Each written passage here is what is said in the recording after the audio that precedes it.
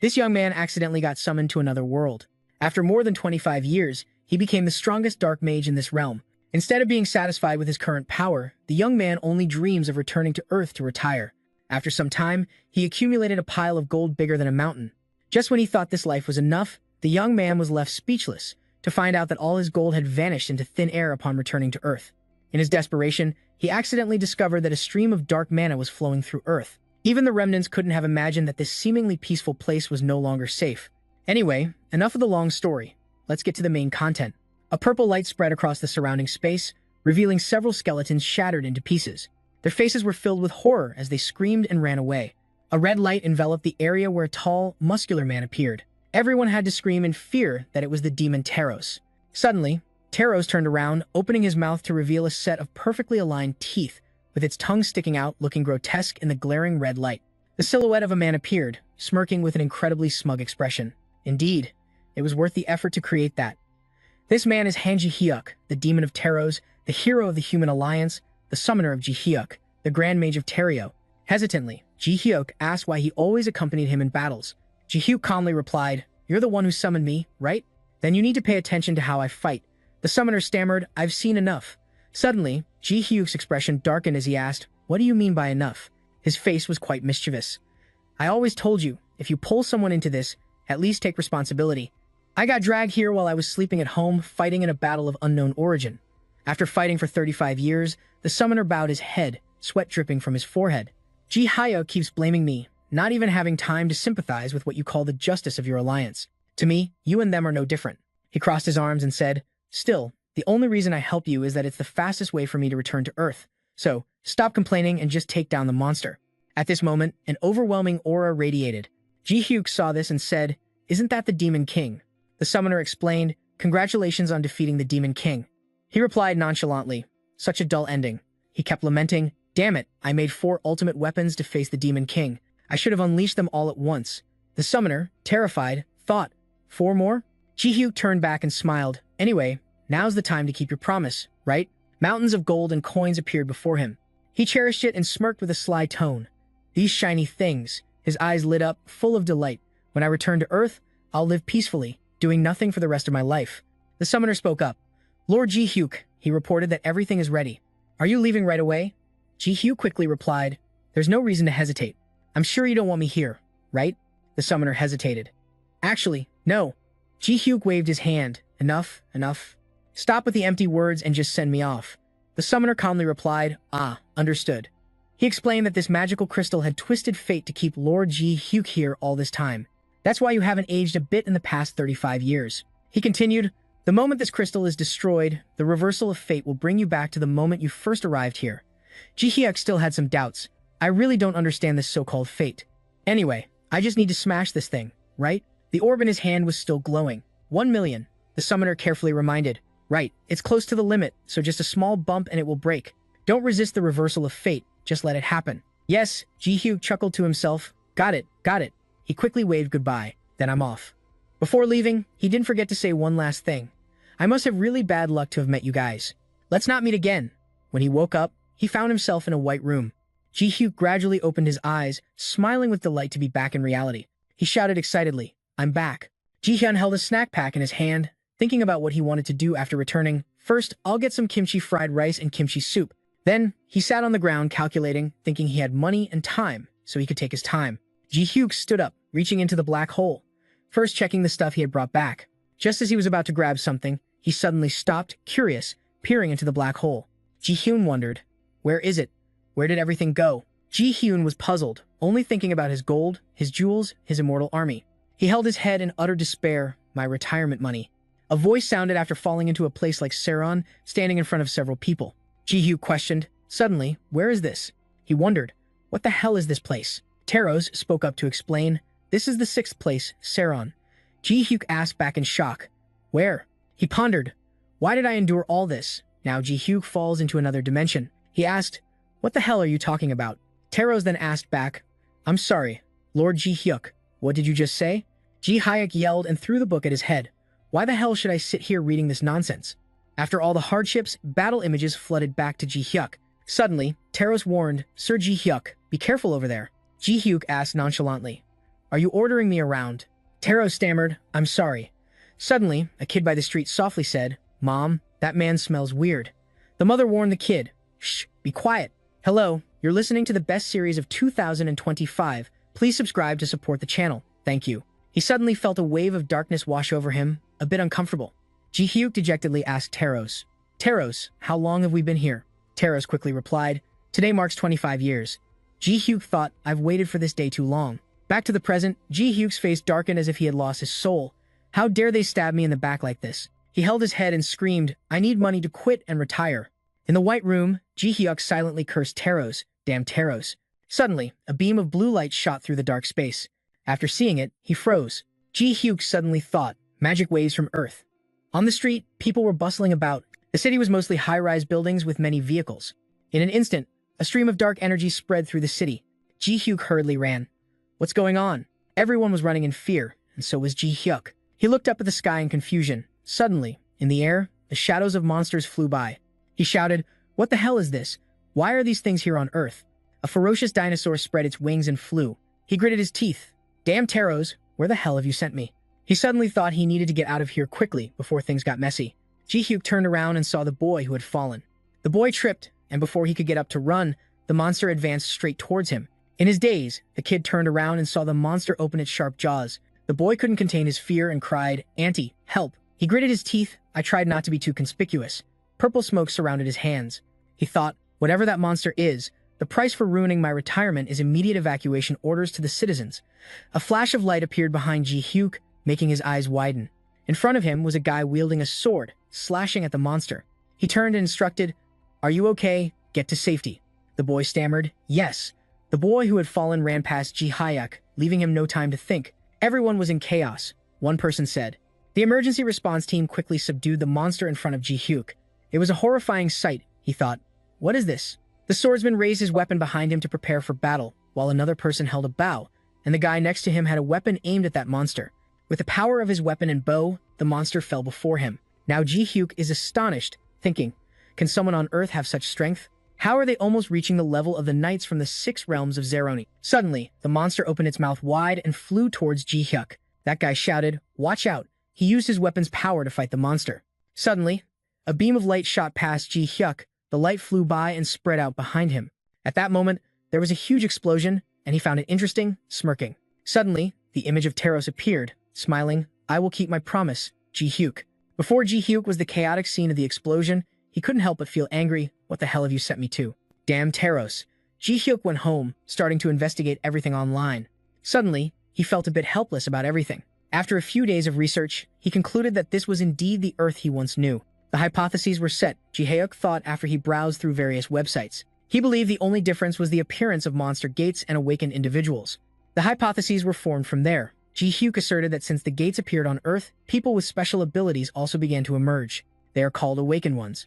Before leaving Sarum, Taros mentioned something about the causality between inheritances. Checking his phone, he complained, but more importantly, his plan for a peaceful retirement was completely shattered. He was pretty disappointed, and hell, he fell into a state of gloom. At this age, I still have to worry about making a living? Why is anger mixed with exhaustion? Ji-hyuk said, What if I register as an awakened one and hunt monsters in the gates? I could make money quickly, but then again, he painfully thought back. I don't want to do that. In his mind, Ji-hyuk imagined being carried by skeletons. He could use magic, and if things got tough, he could leave it all to the bones. He snapped back to reality, contemplating.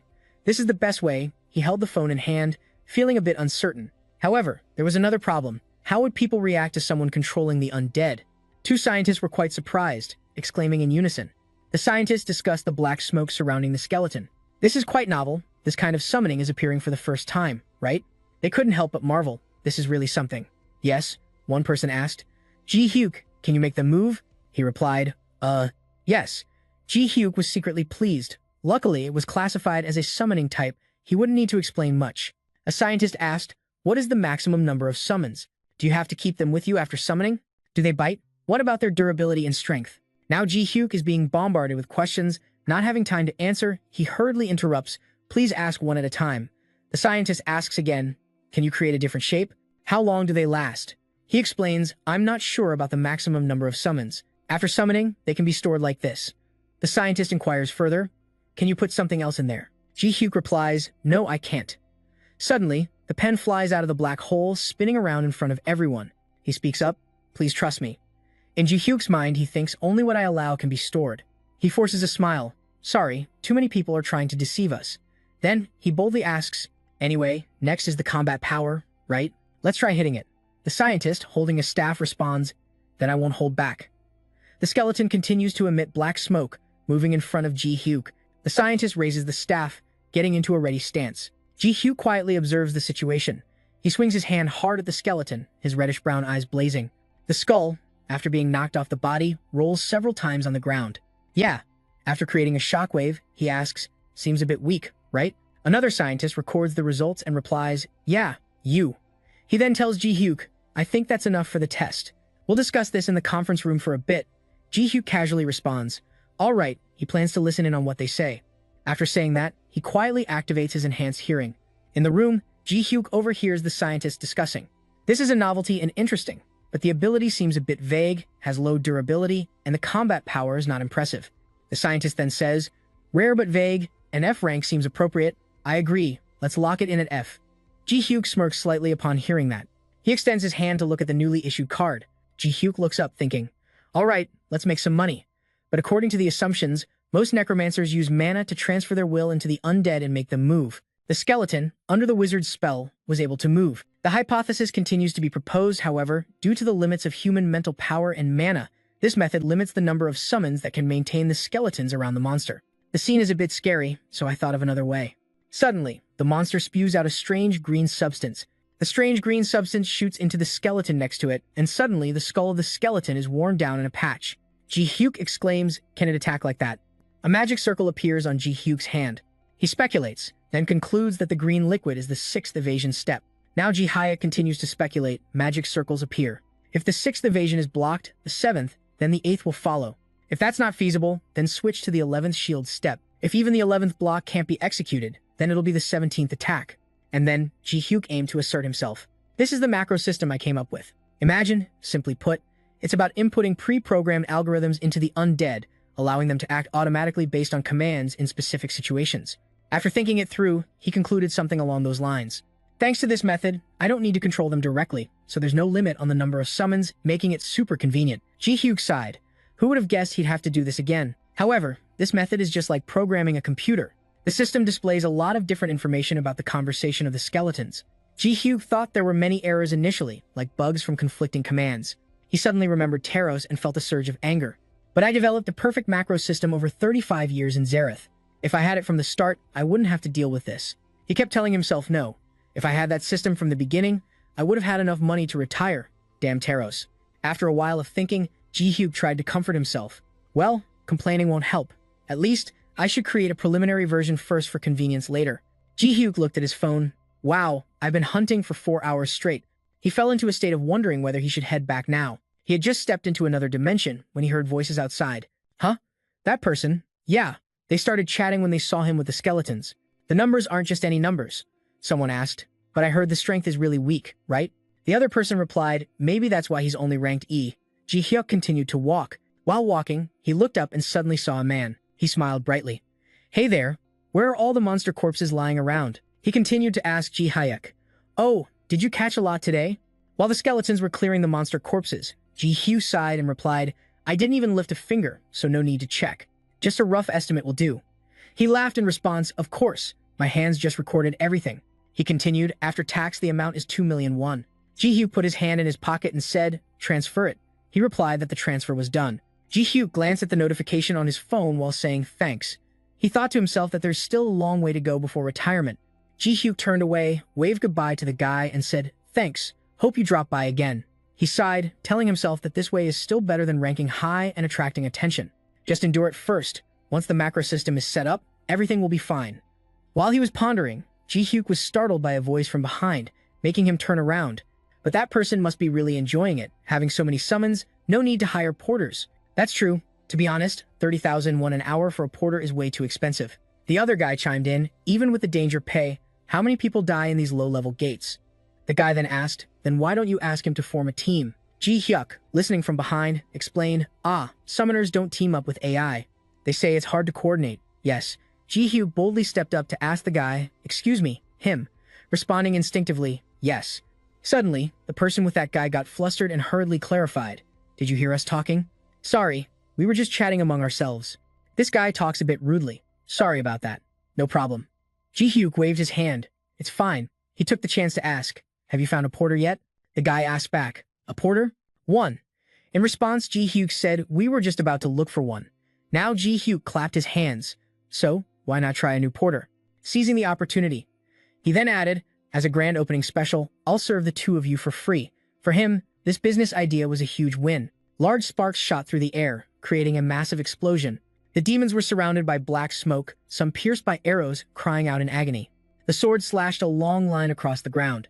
That guy directly struck the monster in front of him. A question arose. So, what is the business idea?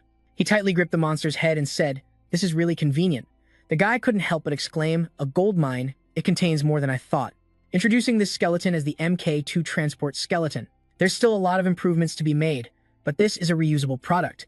The porter skeleton, Ji-hyuk confidently stated, 1 million summons, eco-friendly, needs no fuel, and never gets tired. He then quoted a price. How about that? 30,000 won an hour. A transport skeleton can do the work of 3 porters. The guy, after hearing this, turned to ask, 30,000 won an hour is just 1/3 of the usual price, right? The girl with braided hair agreed. Sounds reasonable. Ji-hyuk grinned widely. So please spread the word for me.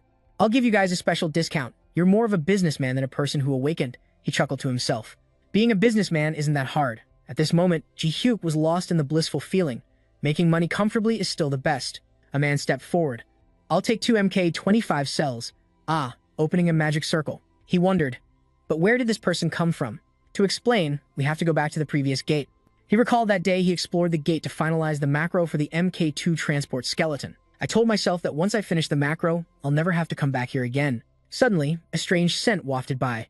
At that moment, I thought, asterisk, the smell of trouble. Asterisk, I wondered to myself, asterisk, that guy must be dead, right? Asterisk. Ji-hyuk concluded, asterisk, if I interfere, it'll definitely cause trouble. Asterisk. So, I decided to just act like I didn't see anything. Then, I warned the skeletons. Asterisk, don't pay attention to this. Asterisk, as I was walking, I suddenly stopped because an unsettling thought kept running through my mind, so I turned back. My tendency to meddle really. Saying that, I opened the magic circle.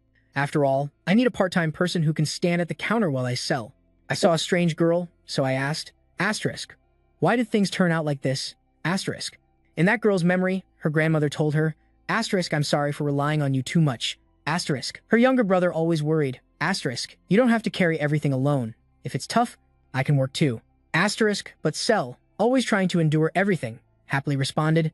Asterisk. What can a student do to work? Asterisk. Asterisk.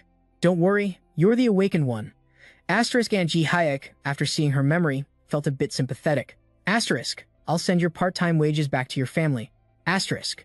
Asterisk better than dying like this. Asterisk. Back in the past, Cell was trying to hold herself together, raising her hand for help. Asterisk. Please, please, save me. Asterisk. But that person ruthlessly ignored her plea. Asterisk. Damn it, seriously. Asterisk. Jong-hyuk gritted his teeth in frustration. Asterisk. That's why you shouldn't act recklessly. Asterisk. The subordinate felt a bit awkward. Asterisk. Boss, what do we do now? Asterisk. He replied irritably. Asterisk. What else? Asterisk. Asterisk. Yeah. And then he coldly said, just leave her behind. Asterisk. Asterisk. What else can we do? Asterisk. Following him, the subordinate obeyed and left with him. Asterisk. Yes, boss. Asterisk, despite Cell's weak voice calling out, asterisk. Hey, wait. Asterisk. Cell gasped for her last breaths with a desperate plea. Asterisk, please, please save me. Asterisk. The more she spoke, the farther they disappeared from her sight. Asterisk. Save me, please. Asterisk. Dihur felt a bit angry while observing her memory, extending his hands. Asterisk, what a sad story, betrayed by trash like that. Asterisk, he carefully advised her. Asterisk, from now on, take care of yourself. Asterisk, he finished after calling her name. Asterisk, Hansel. Asterisk, this poor girl is Hansel, an F-rank awakened and a local assistant. Asterisk, Sao didn't say anything but showed a confused expression, pointing at herself. Asterisk, Ji-hyuk understood and replied, asterisk, yeah, it's you. Asterisk, returning to the present, he was satisfied with everything as it was. She's the assistant and part-time employee involved in this situation. Anyway, the business is booming, and the staff is quick, so I'm making money pretty comfortably. I sipped my drink, pondering how to deal with those who killed Hansel. After thinking for a long time, I had to stop. It might be a hassle if I interfere, so I'll just leave it be. Ji-hyuk glanced at the dry skeleton. By the way, I'm starting to have a surplus of skeletons. I'm a bit hesitant. It seems like just this gate isn't enough. Should we leave this place for the sale and go somewhere else? After thinking for a moment, he put his cup down on the table. Let's observe a little longer and then decide. He immediately said, I'll be right back. And right in front of the gate, the girl with orange hair stood next to Chan-su, feeling very pleased. It's full, she thought to herself, feeling distressed. Everyone is just looking for those skeletons without hiring anyone to carry them. The four-eyed guy turned to another direction. Chan-su, should we try another gate? Hey Chan-su, he said with a pained expression, this is the closest gate. Immediately, Chan-su changed to a cheerful state. What if we try making a request? He doesn't seem like a bad guy. The girl with orange hair asked, request for what? Chan-su proposed, limit the supply a bit and ask him to sell less. Hearing that, everyone looked a bit skeptical.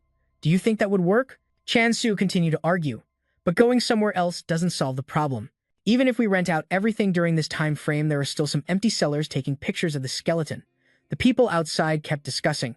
That means he might soon expand to the nearby gates. Hey Chan-su, he asked, how long are we going to be pushed back like this? Suddenly, a voice surprised him. It's been a while since I've heard you say something reasonable. Chan-su suddenly recognized Kim Yong-ji. Yong-ji added, the awakened guy selling skeleton transport is rank F, right? Hello, this is the best manhwa recap series of 2025. Thank you very much. And he's also a summoner, but he uses all his summons as porters. He's so weak that he has to make money that way. Why are you panicking when you heard him say you're about to pick a fight with an awakened one? Oh, are you crazy? Yongji explained that what's wrong, I'm not stupid. I wouldn't pick a fight with an awakened one no matter how much I like them. Yongji secretly smiled with satisfaction, but he thought, am I out here with no backup? The girl with orange hair and the four-eyed guy felt uneasy as they listened to Yongji. The awakened ones behind me have agreed to act, so you just need to follow me quietly and make up the numbers. Then, she stepped forward and asked, not a bad idea, right, Chan-su? What's there to refute? To be honest, if we want to compete with him, we have to do it for 10,000 won an hour.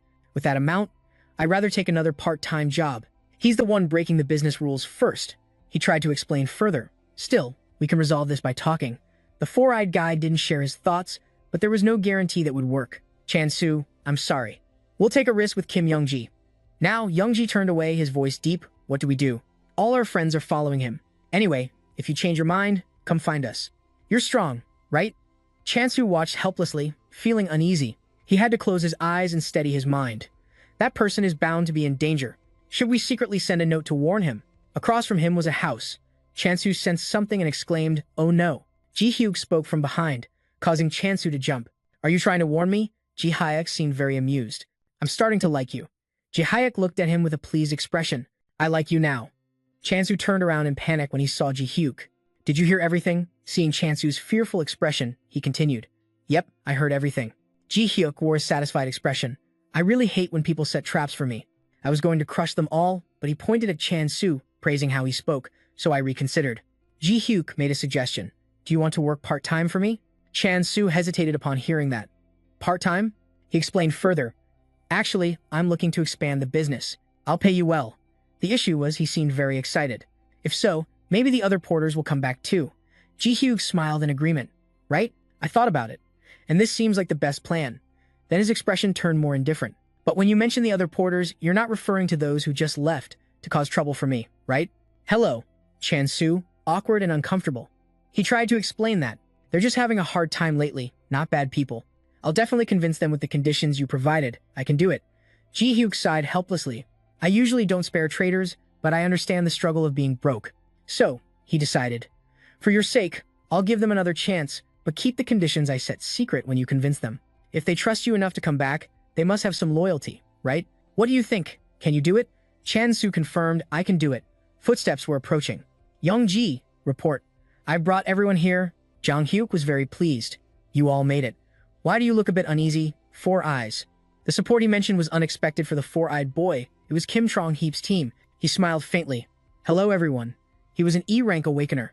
Kim Trong-heep, the freckled boy admired the team of Kim Trong-heep. Dealing with an E-rank was nothing. The black-haired girl hesitated. So he can present it then. As you all heard, today we're dealing with that guy. Jang-hyuk recounted. But I tried using those bones. But my situation is different, right? After hearing him praise me, Yong-ji felt a bit smug.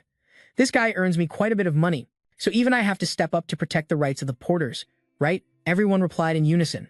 That's right. We need to make a living too, right? He succeeded in convincing them, so he smiled contentedly.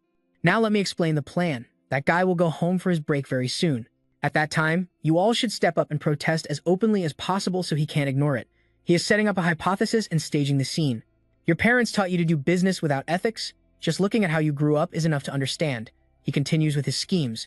The moment he gets angry and tries to make a move on you, we will jump in to handle him in his own thoughts. He will look really impressive stopping that bad guy who's selling people. The freckled boy turned to ask, will he be the first to strike? So, there shouldn't be any problem, right? Jong-hyuk cautiously reminded, but we need to be compensated for stepping in, right? The offering will increase from 15% to 25%, but Young-ji felt something was off. Wait, that's not in the agreement. He felt uncomfortable hearing that. You think helping you deal with an awakened one is free? He hesitated. Yes, Jong-hyuk's words were somewhat threatening. Are you planning to take all my jobs? Isn't 25% better than nothing? It's up to you to decide. Young-ji was already scared. Fine, I accept your offer. He happily patted Young-ji hard on the back. That's how it should be. You really know your place. Young-ji replied, I'll see you guys later. After wrapping up the discussion, he left satisfied. The other boys approached Young-ji. Cha asked, are you really planning to pay 25%? After deducting taxes and the offering of 25%, what will we live on? Young-ji's face turned sour. Shut up. It's all because of him. If it weren't for him, our income wouldn't drop, and we wouldn't have to beg those guys. The boy tried to resist, but he raised his voice. If you don't like it, go work somewhere else. But I don't know how long you can last there. At that moment, Chansu rushed over. Wait, everyone. He was panting, trying to say, calm down, this isn't the way to solve things. Young-ji angrily shot back. Why are you here to act all fake again? Chansu explained, I saw you guys from over there. But I have something to say. I met him privately, and he blamed me.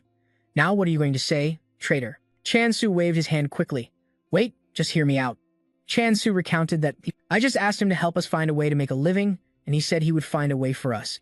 He tried to speak, hoping everyone would understand. There must be a way to cooperate. No matter how many skeletons he summons, he can't do everything alone. Everyone then asked, so what's the plan? Chansu hesitated, stammering. That still isn't. Young-ji mocked. You're really useless.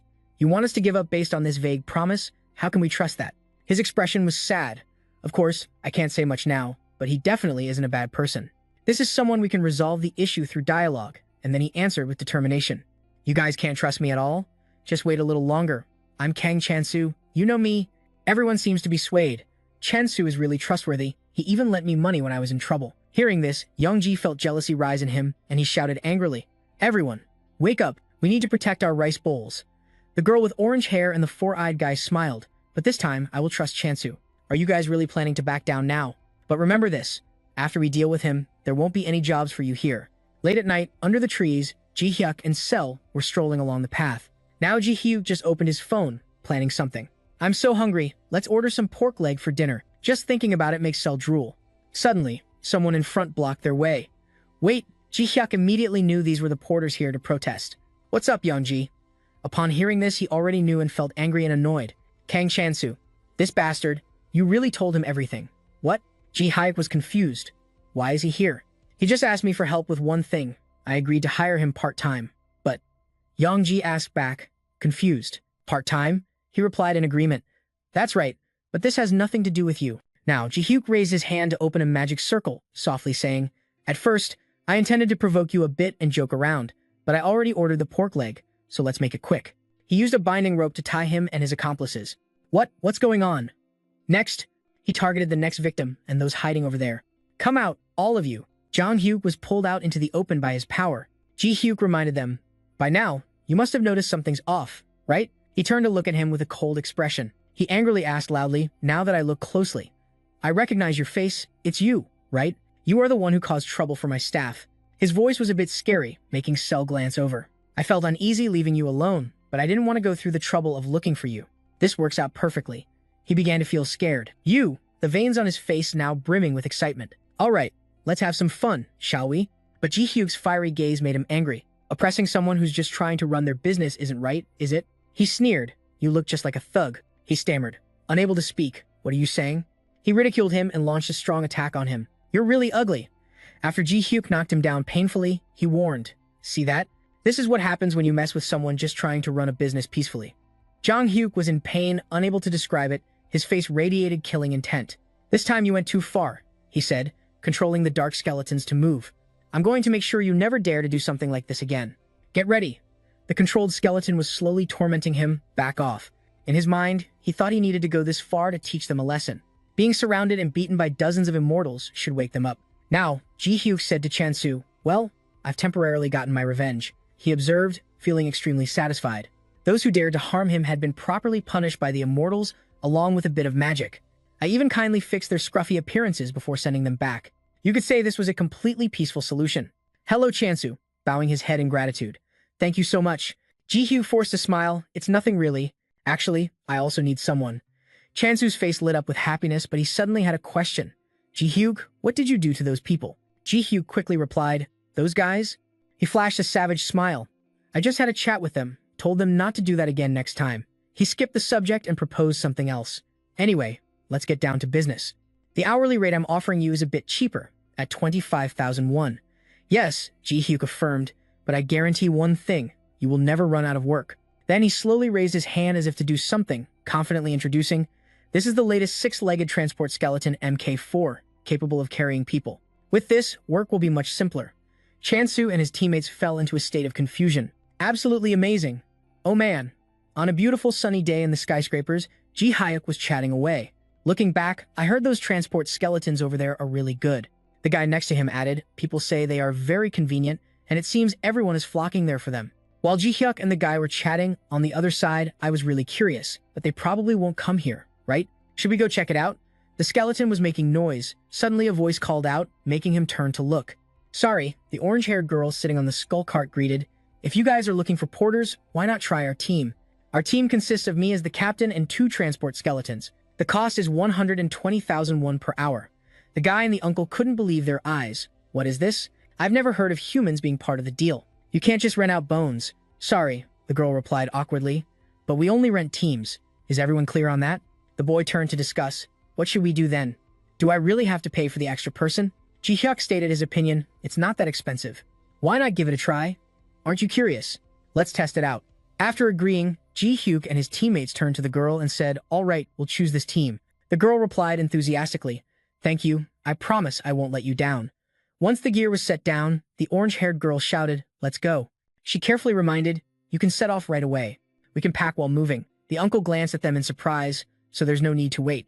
That's really convenient, Ji-hyuk exclaimed. Sick. She cheerfully signaled the monster's location. The boy felt pleased and relieved not to worry about the porter at all. And after the battle ended, the girl continued her task. All done, right? Then I'll handle this body right away. He wondered, what about the stuff from earlier? She stepped down while answering. I finished everything while you guys were fighting. Ji-hyuk admired and dropped a like. That's amazing, she shyly said. Thank you. He then asked, do I need to go hunting again tomorrow? Can I book in advance? The girl replied enthusiastically. Of course, you're always welcome. Ji-hyuk and Cell were observing the products with superior performance and cost. The Bone team has just started to dominate the monster's byproducts market at the bottom level. He looked around and thought something felt off. Ji-hyuk recalled the king's criticism and his lackeys feeling extremely angry. Considering the public's negative sentiment towards the immortals at Saron, he analyzed beforehand. Now he's even careful about increasing the number of porters, but cheap, fast, and safe. Your hunting buddy MK4 isn't meant for combat. The reaction from everyone was surprisingly positive. Now Ji-hyuk felt frustrated and sighed, honestly saying, I really want to mass-produce and make a ton of money, but that will definitely attract attention. And then my peaceful retirement will end. He looked up, pondering. From the start, a typical summoner can only manage up to 10,000 summoned beasts, but I've far exceeded that number. If I add more, I will definitely be noticed. He scratched his head and sighed. What a hassle. Should I give up? Cell, standing beside him, suddenly looked delighted. Now Ji-hyuk glared at her, extremely annoyed. This is how parents feel when their kids are addicted to smartphones. Her head popped up with a big bump. It turns out Ji-hyuk had ruffled her hair. So what is she watching? He snatched the phone from her hands, reading silently. Wait, are you watching idle videos? While I'm having a headache, He couldn't take his eyes off, guessing they must be making a fortune just from one performance, but they're famous. It means no privacy and full of difficulties, while I just want to make money quietly and retire comfortably. Brother Ji-hyuk thought of something. Wait, thinking back now. Even if you're not famous, making a lot of money still attracts attention, right, brother? Asterisk. He propped his chin, contemplating. Asterisk. So if you're attracting attention, why not go big, right? Now Ji-hyuk started planning and calculating carefully. Asterisk. This is the perfect opportunity. Asterisk. He picked up the phone to call his boss. Yes, it's me, Han Ji-hyuk. Starting tomorrow, increase the amount of monster bones you buy. The boss said it was no problem and immediately asked, by how much? Double? Triple? Just let me know. He quickly checked. Let me see how much I have in my account. After calculating, he confidently replied to his boss, please order 32 million won worth of bones. The boss seemed taken aback. What? He added, besides that. From now on, I will invest all my profits into buying more bones, so you take care of it. After hearing that, the boss enthusiastically responded, understood. I will ensure to gather the freshest ones for you. He happily hung up and continued planning the bone purchase to give to Manager Park. That part is done, what else is there? A company. Now Ji-hyuk thought deeper. I will rent a decent warehouse, set up a company, and start mass-producing 10 sets a day. Suddenly, an idea struck him. Why not do everything at once? Asterisk. Meanwhile, outside, the sky was still beautiful. Asterisk. The office building for registering awakeners stood tall in the urban area. The director, Sung-hun, placed his hands on the table and asked, is there anything special to report?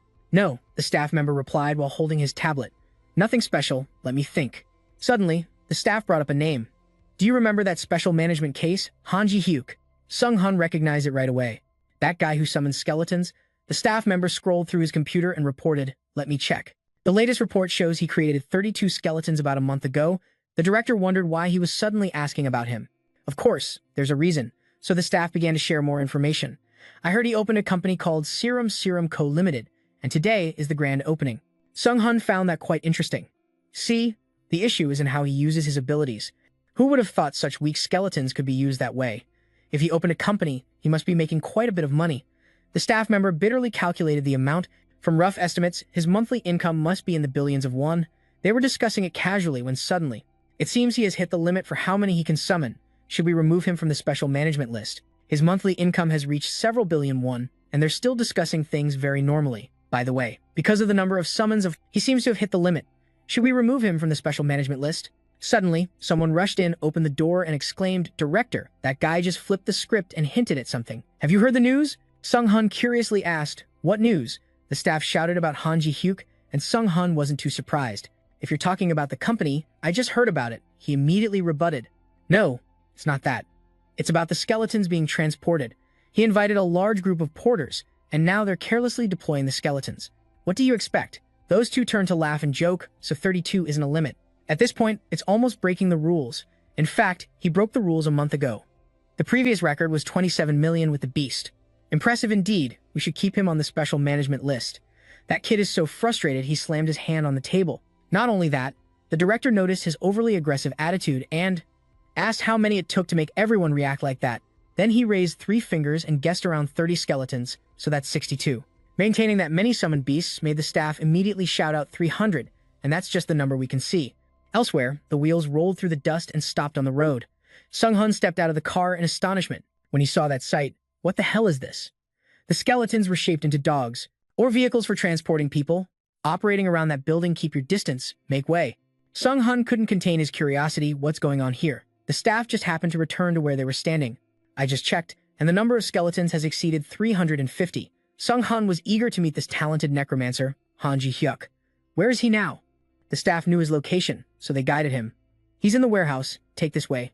Just as they took a few steps, they had to stop. The director's face darkened, eyes widening to see what the hell was in front of him. A few other people were working hard.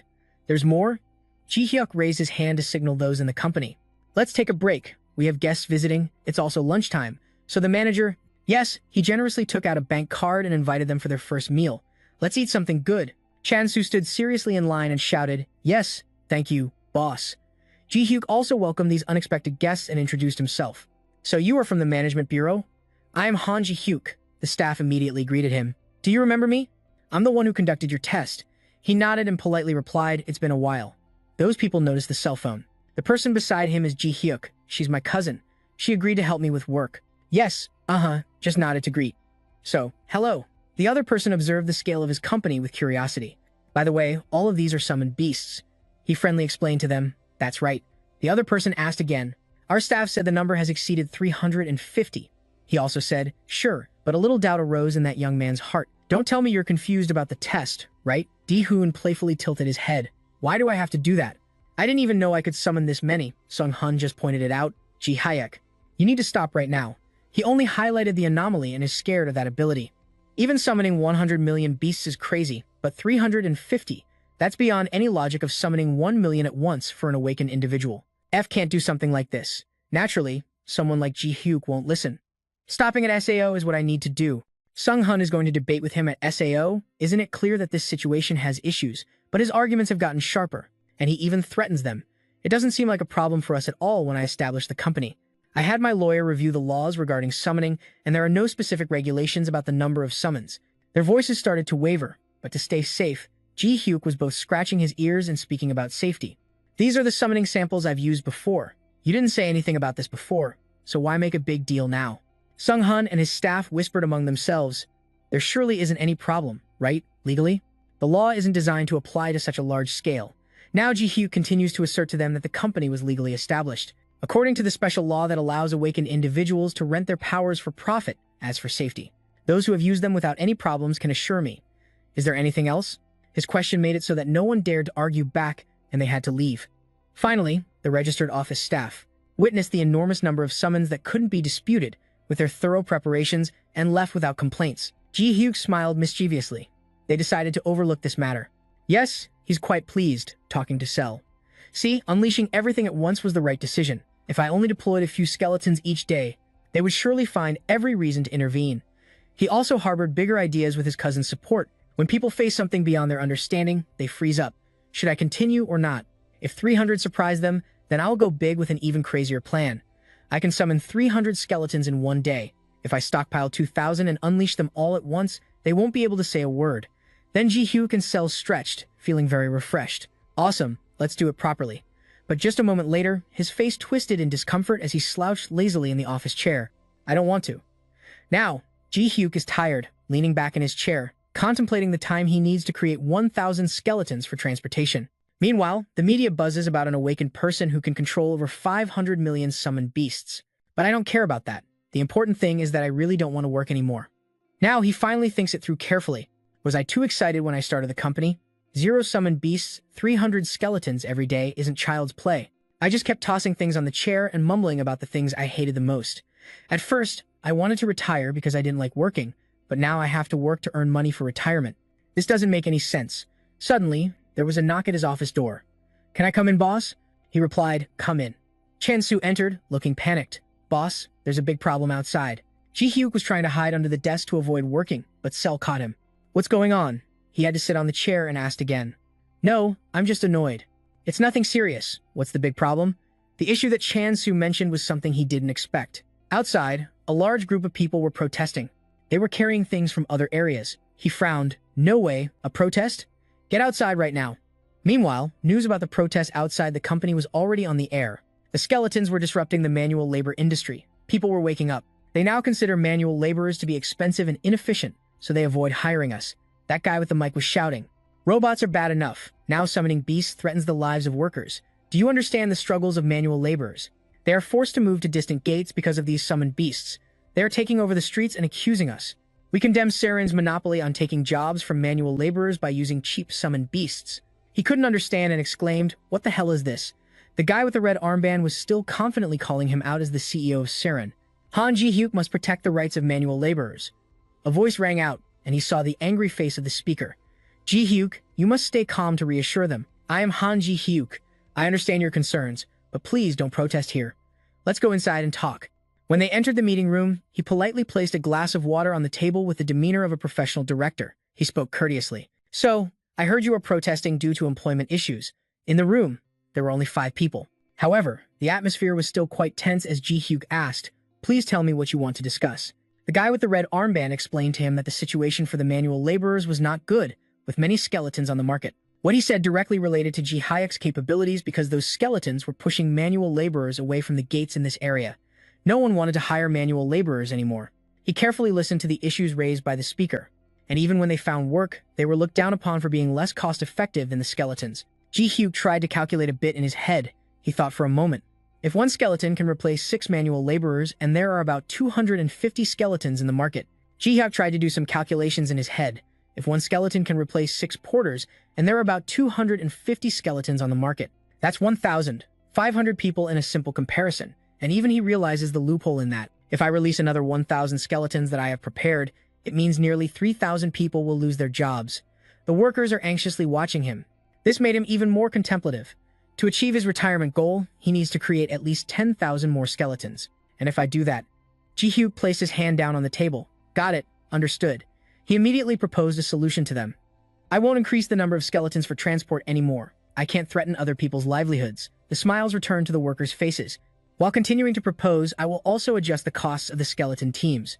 To maintain balance with market prices, they were left speechless, filled with happiness. Is that enough? If we really do that, yes, to be more professional, he called Chansu. Great, let's write it down to make it official. Manager Kang, can you bring paper and a pen? His assistant hurriedly went to get them. Yes, I'll bring it right away. In his hands were a stack of paper and a pen, writing with hope. I'm glad everything ended smoothly. After that, Sel, who was playing games beside him, shared the same thought with Sue. He really is an amazing person. After resolving that, Ji-hyuk sighed on the couch. He wondered vaguely to himself, what should I do to make money now? The director's journal was still completely blank. When he flipped it open, Ji-hyuk seriously picked up the pen and thought it needs to be easy to do. And products related to combat should not be included. The reason skeletons were accepted is that they are unrelated to combat. These thoughts made his gaze visibly weary, and he couldn't risk harming his current job, even though Tsu said this.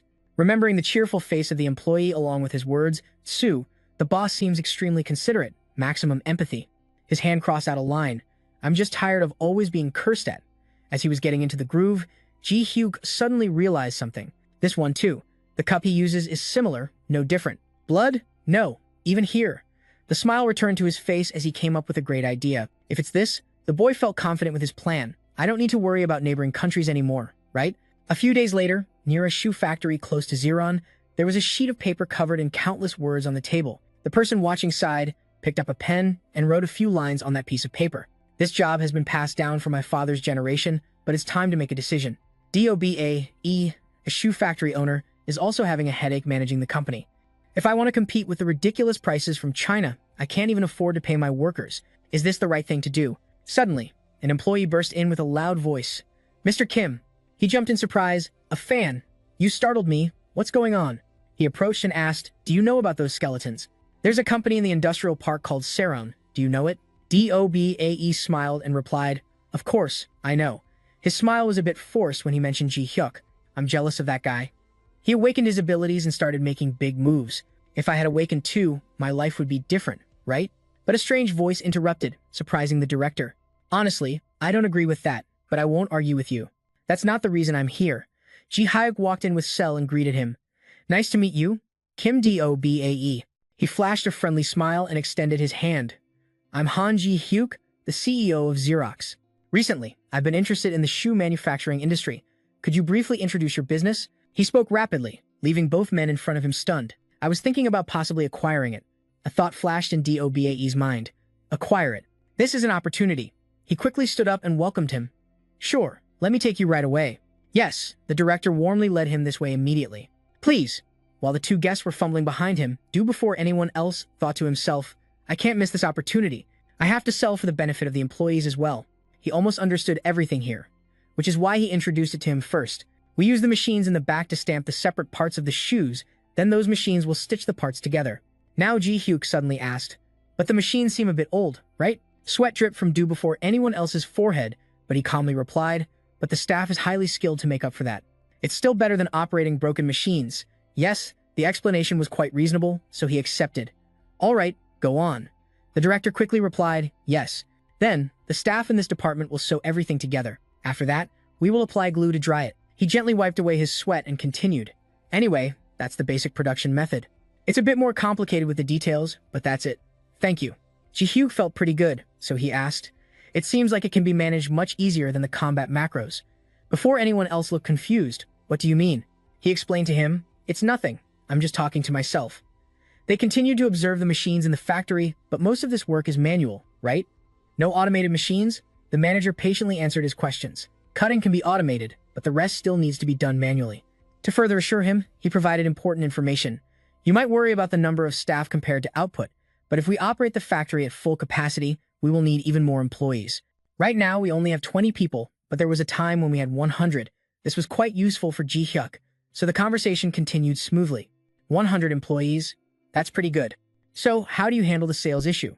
He imagined a complete pair of shoes and replied, "We mainly work based on customer orders and we adjust the basic designs to suit their needs in the company's stock." The rubber on the shoes was still quite thick. As for producing goods for sale, DOBAE can do that too, but if the goods don't sell, it will result in a loss. Even so, the demand for small shoe factories like ours is quite predictable. Just talking to him for a while made Ji-hyuk exclaim, "You're really straightforward." He smiled awkwardly. It's not really a secret, and his questions still hadn't stopped. If you have extremely low labor costs and produce cheap shoes in bulk for export, would it be effective? With his experience, DOBAE could tell him his answer. It's not as simple as you think. Shoes can't be fully automated. There's a reason why big brands turn to countries with low labor costs for production instead of automating everything. Still, this time he wasn't satisfied with the answer. No, I think you misunderstood. I don't care about automation, just answer my question. Is it effective? Director DOBAE hesitantly said, "Maybe at Island, cheap products can sell anywhere." Having grasped the necessary information, Ji-hyuk didn't hesitate to decide. That's enough? Great, I'll buy it right away. The red ink was stamped straight onto the white paper. Right after that, he held the contract in his hand and suddenly asked, "So this factory is mine now?" DOBAE immediately replied, "Of course." He held the stack of papers and read through it with emotion. "And you'll let me be the factory director, and you'll keep all the staff too. Thank you. Thank you very much." Thanks to that, his motivation increased. "I'll do my best to find orders everywhere." He waved his hand. "No need to do that." Ji-hyuk smiled brightly as he shared his plan. "We intend to produce inventory and sell directly for export." Next to the table, his hand opened a barrier to introduce him, but the skeleton stepped out at the master's command. "These are our new interns. Do before anyone else's face froze at his request. Please teach them well, okay? This is an angel, right?" The person held a shoe in hand, admiring the bustling surroundings. "It's been ages since I've been this busy with every skeleton having a job." Former director Do Before Anyone Else still showed great gratitude as he looked towards Ji-hyuk. "It's all thanks to the CEO. He forced a smile and humbly added, "It's nothing. Chairman Kim handled everything." Do Before Anyone Else observed his army of skeletons and voiced his thoughts. "By the way, I was really surprised at first. I never thought I could have corpses like employees. Back when I first summoned them, he clearly showed hesitation." "CEO, is this really okay?" "Yes." Deher tilted his head. "What? Is there a problem? We aren't breaking any laws." He hesitated to speak, but well, that's true. But the skeleton worked quickly and finished one shoe in no time. More importantly, look at this shoe. How does it look? Do Before Anyone Else picked it up and checked the outside. Better than I thought, but still can't compare to handmade ones. He continued to demand more thoroughness. Instead of giving vague answers, "Tell me clearly what the problem island." The former director pointed inside the shoe and clarified. "The stitching here is a bit sloppy. There's a gap here." Ji-hyuk extended his hand to automatically adjust the skeleton. "All right, I'll fix it right away." Soon after, another shoe was brought over. "What about this one?" Do Before Anyone Else was surprised after inspecting it. "Everything I mentioned has been fixed." That comment pleased him. High-fiving the skeleton, "If we try and fail like this, they'll become usable. The most important part is that these corpses don't require labor costs, so we can save a lot on production costs." He also realized its effectiveness, so having no labor costs is revolutionary. Thanks to that, we can compete with Chinese products on price and even export. Do Before Anyone Else look towards a brighter future. If we continue to build our reputation like this, we might receive OEM contracts from major brands. Ji-hyuk didn't quite understand his idea about OEM contracts. "I thought brands operated their factories with long-standing industry knowledge." He explained a diagram to him. "It's all OEM. Brands handle design while factories just produce and deliver. With this cost, we can easily take over the output of the current factories." But he seemed quite interested in that. "We don't need to design anything, just produce." Also, NDT0, the sky quickly darkened, and so the workdays at Xerox continued without a hint of boredom. To handle the increased orders, the factory stays lit 24/7. We bought a few more factories and expanded operations, keeping Ji-hyuk busy. He continues to set up for the other skeletons. "All right, it's all set up.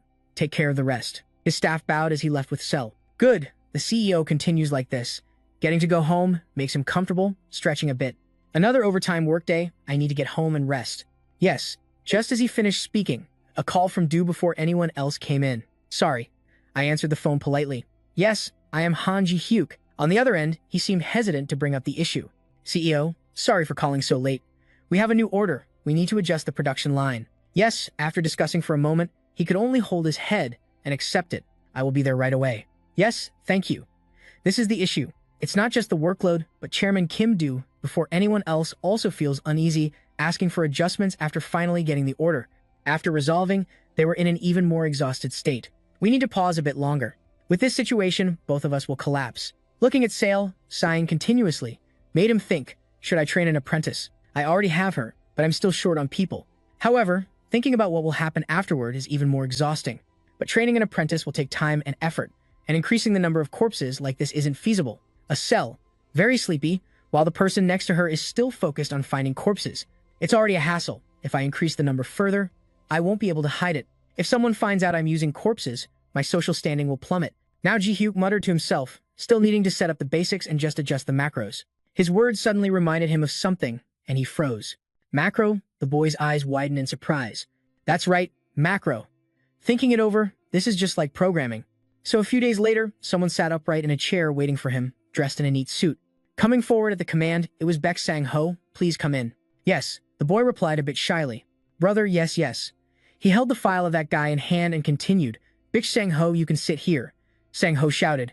Yes, I will do my best. The interview started with Ji-hyuk's question as he looked at his resume. You don't have much experience apart from part-time jobs. Do you have any special skills? The young man was taken aback. His mind was racing with anxiety about special skills. I don't have any standout skills. Should I mention something related to the job? Sensing his tension, Ji-hyuk smiled and reassured him. But when Sang-ho coughed, he quickly exclaimed, I have a special skill. The director was quite intrigued and asked further, Oh, what is it? In a panic, he blurted out something unexpected. I'm good at gaming. You idiot, what are you talking about? Ji-hyuk tilted his head, showing curiosity. Encouraged by the moment, Sang-ho added, Even though my mind keeps holding me back, yes, I don't discriminate by genre. I'm good enough to rank high. Don't say stupid stuff, you idiot. Well, unlike what he feared, the director he was interviewing continued the exchange. So do you like building and simulation games? Sang-ho quickly replied, Yes, that's my specialty. Ji-hyuk even threw down a challenge. Really? Do you have anything to prove it? Sang-ho wanted to take his phone out of his pocket and asked for permission first. I have some uploaded videos. Is that okay? Of course, he replied. The phone displayed a video of an airplane. This game was initially about combining parts to create a golem, but I built an airplane and made it fly in the sky. Sang-ho passionately spoke a lot about it. The physics engine is quite sophisticated. If you look closely, under the propeller shape is an engine that was meant for the golem's arm, but this engine has good thrust, so I think it can lift the airplane body if designed properly. So I attached it underneath. Outwardly, he was still smiling, but inside, he had already given up. This is really hard to do using parts designed for entirely different purposes to create a mechanical device. I guess I'll have to look for another company. To his surprise, Ji-hyuk declared right then, You're hired. 100% hired. His face lit up when he heard the director's next proposal. Can you start working tomorrow? Sang-ho quickly responded loudly and clearly. Yes, I can. Thank you so much. So the next day passed with Sang-ho feeling an indescribable emotion. In front of him was a strange object made of bones. What is this, brother? Ji-hyuk propped it up against a corner of the table and explained. This is a computer. Sang-ho's worldview shattered for a moment. This is a computer, and his director, Van, continued speaking to him. More accurately, it's called a console. He even tried using it to work with a nearby skeleton. Look, if you move this control. Ji-hyuk raised the skeleton's arm along with detailed instructions. It moves like this. I'll teach you how to operate it, so try doing the national exercise with this skeleton. Sure, I'll treat it like a real assignment. The deadline is 1 week. Sang-ho was a bit surprised but replied, Got it. There are some things that naive employees like him don't know. The control panel I gave him might look like this, but in reality, it's a bone mage. At this point, Sang-ho had started to get accustomed to this remote control model. The bone mage is different from regular skeletons. It can use simple magic, and this one has been shaped into a control panel with buttons and levers for operation. It's a bit rough because it was made in a hurry, and the controls are a bit tricky, but after a while of observing, the new employee couldn't help but exclaim, Impressive. That bone man even knows how to exercise in front of them. You finished 2 days ahead of the deadline. I picked the right person. Sang-ho smiled awkwardly, thanking him, but Ji-hyuk remained very careful and concerned for his employee. How does it feel to use it? It's still in beta, if there's anything inconvenient. He accidentally touched a sore spot for Sang-ho, making him spill out. He had to speak up to stop him. All right, that's enough. We'll refine it later. They exchanged trust with a hand on the shoulder. Anyway, I have high expectations for you. Sang-ho, still not understanding his meaning, expectations, he clarified, making him bite his lip in emotion. Later, you have to teach the younger juniors too. Junior BA will laugh and create a familiar atmosphere with the staff, and soon you'll get promoted, your salary will increase. That's just how life is, right? Sang-ho's eyes sparkled with tears of happiness. I'll do my best to live up to your expectations. They both shook hands as Ji-hyuk continued to encourage him. Let's do our best, man. The kid, with tears glistening, confidently replied, Yes. I'll really give it my all. I really don't understand the mindset of the younger generation. Is this what they call Generation MZ? Yes. Ji Hyuk's work was still very busy. Early in the morning, he received a phone call from Han about the shoe factory. The person asked a lot about those skeletons and he casually replied, yes, it's all fine. Yes. Is there a problem? No.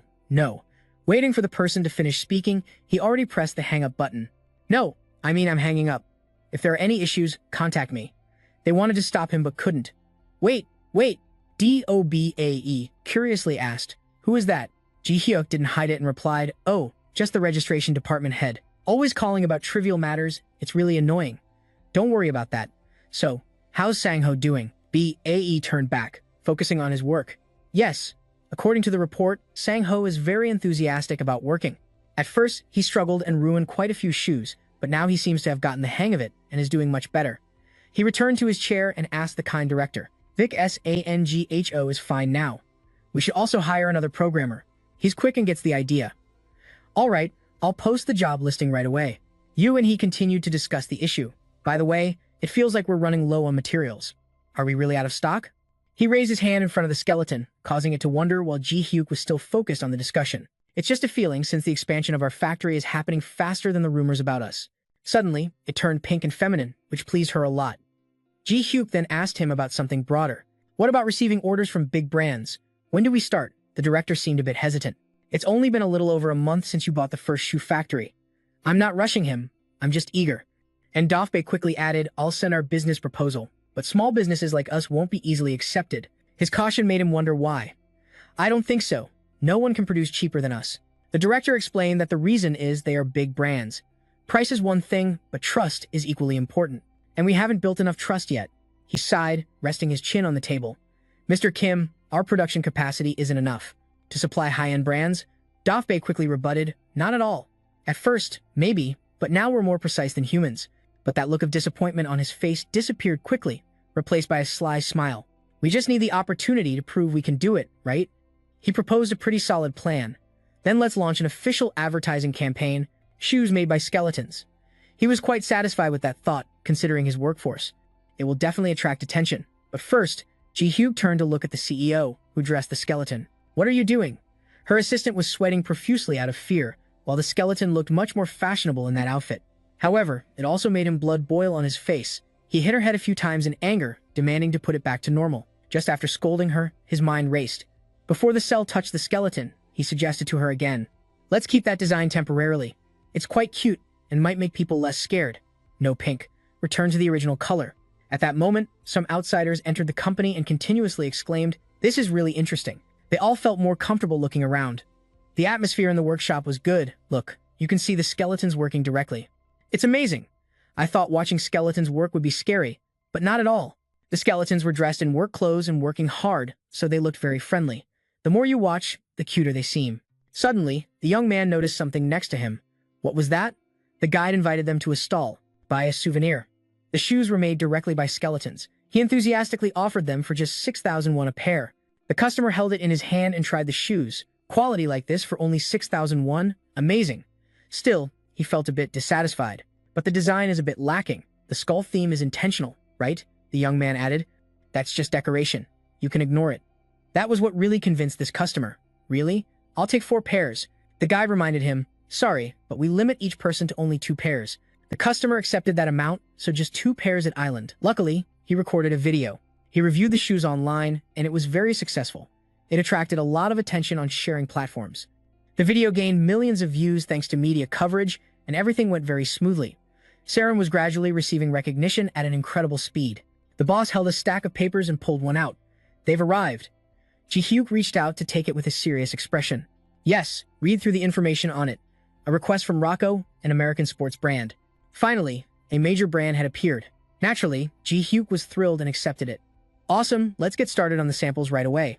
Soon after, his partner arrived to try the goods. He remarked positively about the perfect shoes at an extremely low price per unit. And the quality is great too. I'll recommend it to my superiors. Both of them were happy and looking forward, the young man added. Ji Hyuk spoke up, what do you think? Is it okay? The stock inspector hesitated and replied, I can't say for sure. The price is excellent. However, the production with bones hasn't been proven yet. Yes, this issue made him sigh in frustration. Nevertheless, Ji Hyuk cheerfully added more. Do you know the contract terms? The person understood what he meant. Contract terms? He hurriedly suggested to the inspector. We need to prepare. He placed the glass of water down on the table and replied that, actually, they were just looking for a temporary solution. So, the terms are not good. No, Ji Hyuk thought he was asking for more and felt a bit annoyed. What do you mean? Lower the price even more?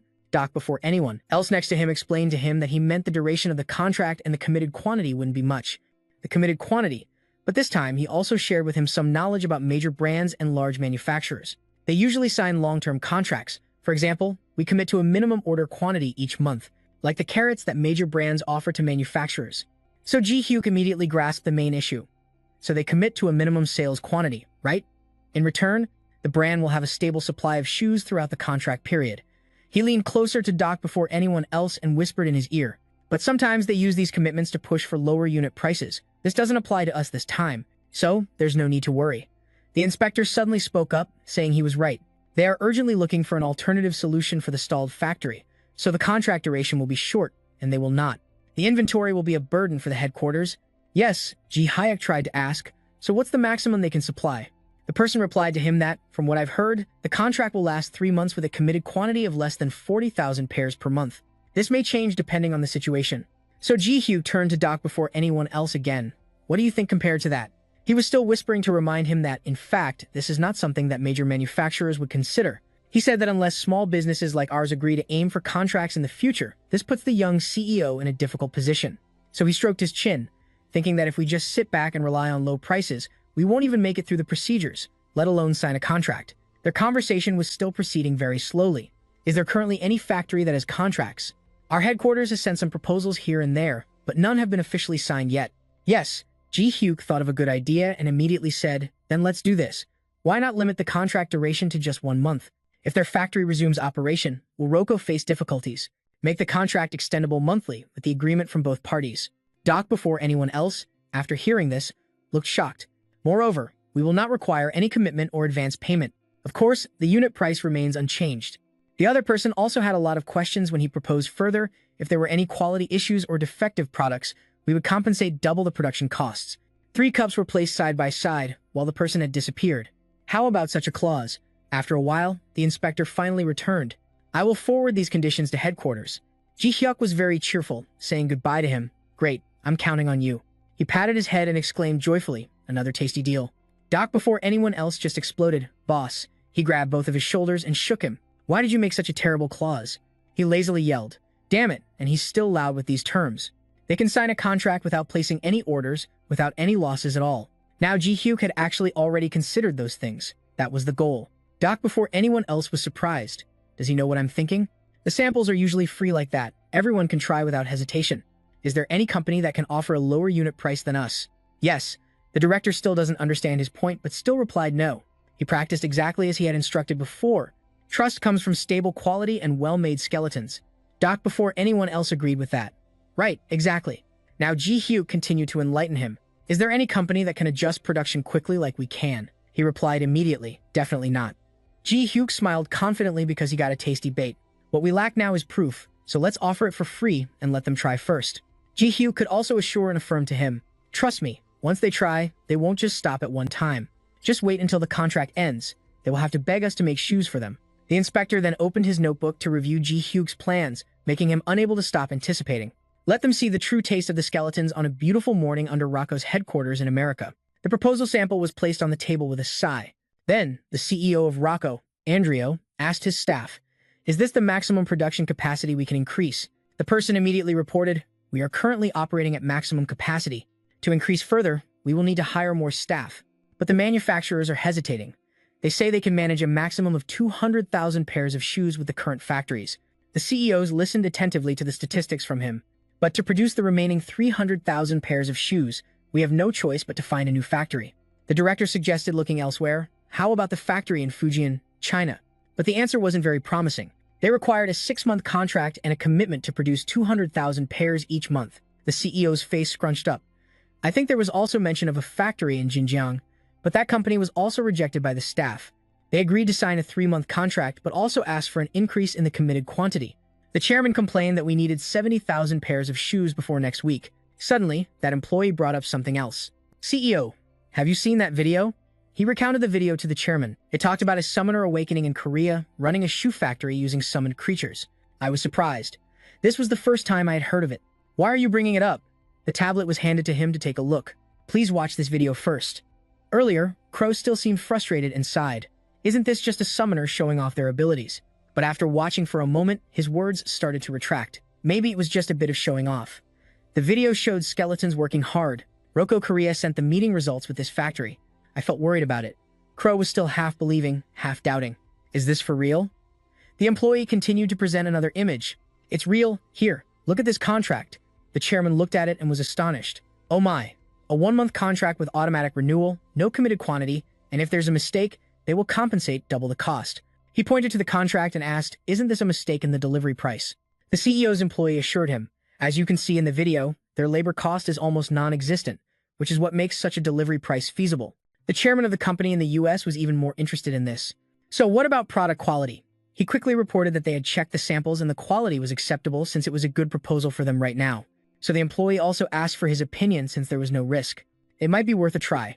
Even if there are mistakes, they will compensate double the cost. The CEOs agree with that and requested it right away. Even if the quality is poor, there's no risk. We'll order 10,000 pairs, starting with the easy ones first. Their order request soon arrived at Jae-hyuk's office, making an excited voice ring out. CEO do before anyone else picked up that contract and bragged to him. We've received an order for 10,000 pairs from Rocco. Jae-hyuk quickly stood up and was very eager. This is a steal. Do we have enough materials? The director immediately replied, we have them available in the market, we just need to place an order, and they'll arrive right away. Do, before anyone else asked, should we stop the production lines that are currently working and fulfill Rocco's order first? But he didn't think that way. Why bother? Let's do it all at once. We have plenty of skeletons.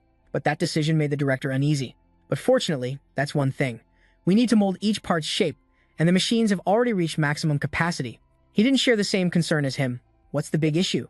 A skeleton was slowly created by him, and in the blink of an eye, countless machines made from bones appeared. If we don't have any, we'll just make them ourselves. What else do we need now? He quickly replied. We also need space. All 5 other factories, including this one, have no room left. Jae-hyuk wasn't too worried and suggested right away. We can use Seron's warehouse. It's really spacious. He was scared. Producing in an unregistered facility is illegal, but he happily informed him, we've registered it. Is there anything else? Yes, everything. Do before anyone else was worried about was resolved in an instant, leaving him dizzy as he said, I guess not. Then, the hero boldly declared to finish everything in one go. The director awkwardly chased after his pace. Yes, yes, yes. The next day, in a management meeting at Rocco's headquarters, they were discussing a pretty big issue. Now we can't delay any longer. The staff looked at their phone as a notification rang out. We need to compromise with the current factories by reducing the number of commitments. His eyes widened after reading the message, and he quickly shouted out loud. The CEO turned around. CEO, what's going on? He briefly summarized for him about the shoe factory using skeletons that we contacted yesterday. He brushed it off thinking it wouldn't come to anything. They said they couldn't do it? Can't they change the contract? But what he didn't expect was that the staff reported shocking news. That's not it. They've completed everything. The CEO was even more surprised. What did you just say? He walked over and handed him the phone. This is an email from Rocco Korea. Take a look. Then, the CEO read the notification sent from their headquarters. They delivered all 10,000 pairs. The quality inspection shows all are good, with no defects. The more he read, the less he could believe it. The price, quality, and speed. Could it really be like this? Could this be an opportunity? The staff was very pleased to suggest to him. If they can make 10,000 pairs in a day, they can definitely handle larger orders, with no commitments and just a 1-month contract. After that, the CEO swallowed hard to calm his emotions. Then he smirked as he continued with the request. All right, make sure to order all the necessary quantities before next week. This time we'll have a lot of styles, so we can be sure. Jae-hyuk raised an eyebrow in surprise after hearing the report about the order. 60,000 pairs with 7 different styles. Do before anyone else expressed his thoughts. They might be testing us. JH grinned wickedly and said they had asked about the maximum production capacity. We scored a deal with 60,000 pairs. He immediately picked up the phone to call the staff, cheerfully requesting a few things from the other end. Mr. Back, we need a lot of materials. Can you manage it? A powerful and determined voice immediately rang out. Yes, of course we can. Show them what real crazy volume looks like. It took just 2 days to complete the new order of 60,000 pairs, leaving Crow and the staff stunned. He held up a megaphone, wearing glasses, directing Cell to work magic. After that, everything went smoothly. An additional order of 80,000 pairs was placed in just 1 week. Only Sang-ho was so focused on work that he only needed to stand by, and even then, he completed it perfectly in 2 days. By the next week, they had ordered 150,000 pairs, and the entire JH factory was running at full capacity, delivering everything in just 4 days. It took only 10 days to fulfill the monthly quantity that Roko needed. They succeeded, meeting and shaking hands in cooperation thanks to Saron's efforts.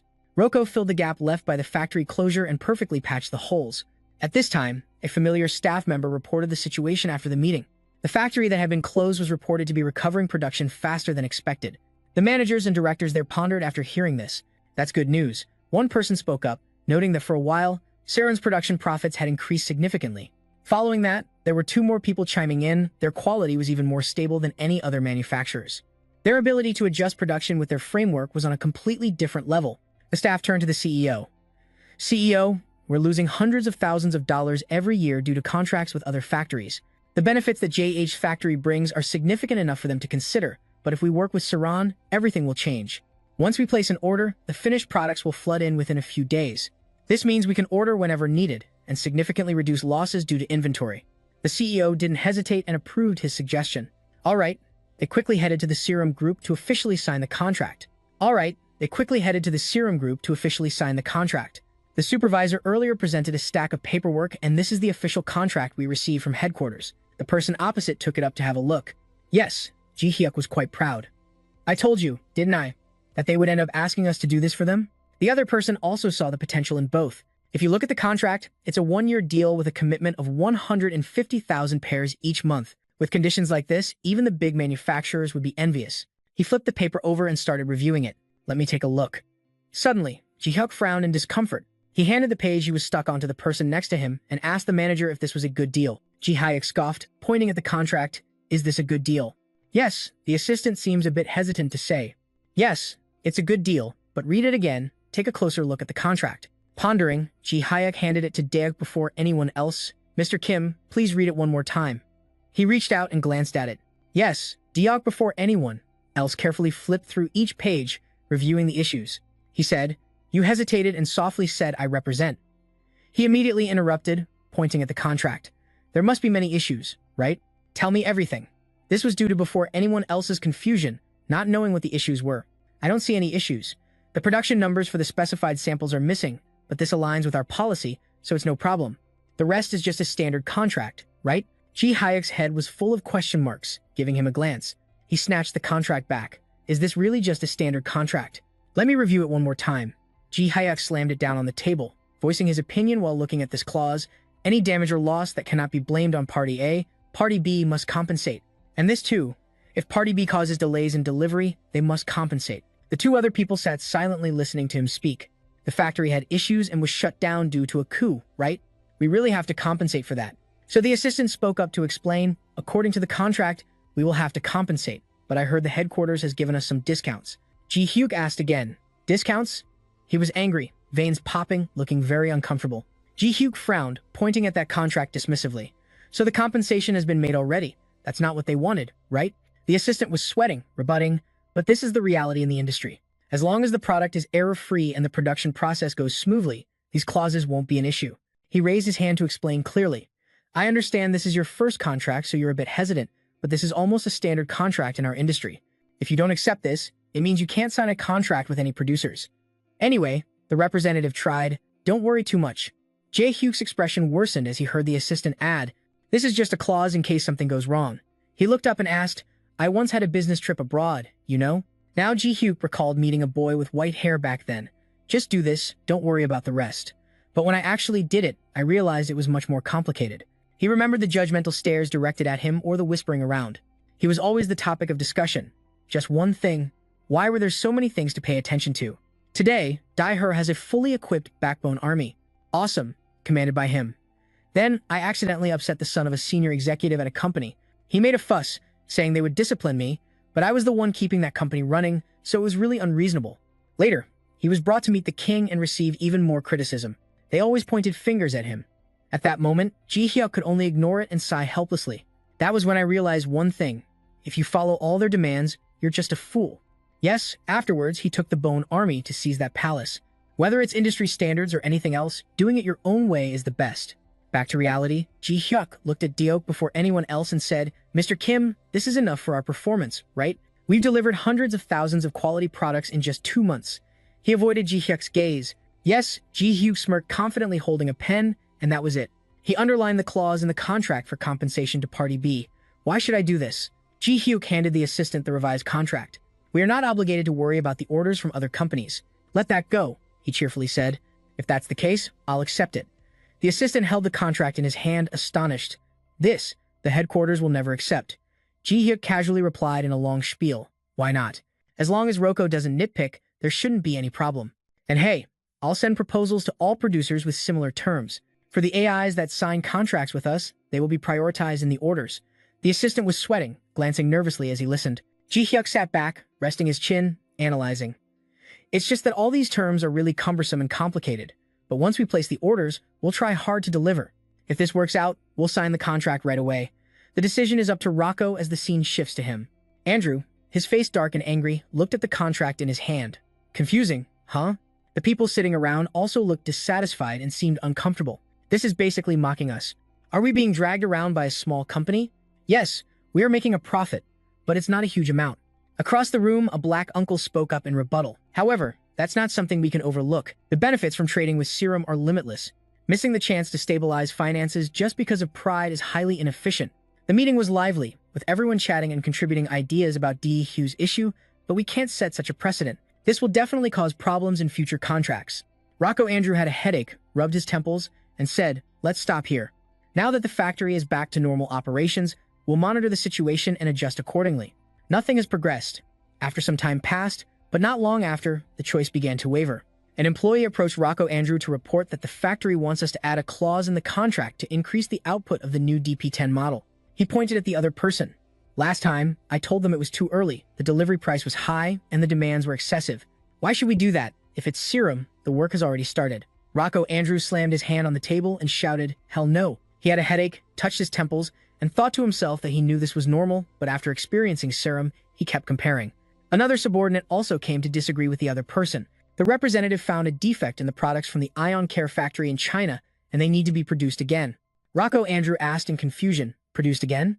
The one who reported explained, luckily, the quantity isn't large, but delivery will be delayed. He stood still, paying attention to the other person's words. According to the contract, the factory will bear the cost of reproduction, but the inventory will not be sufficient during the delay period.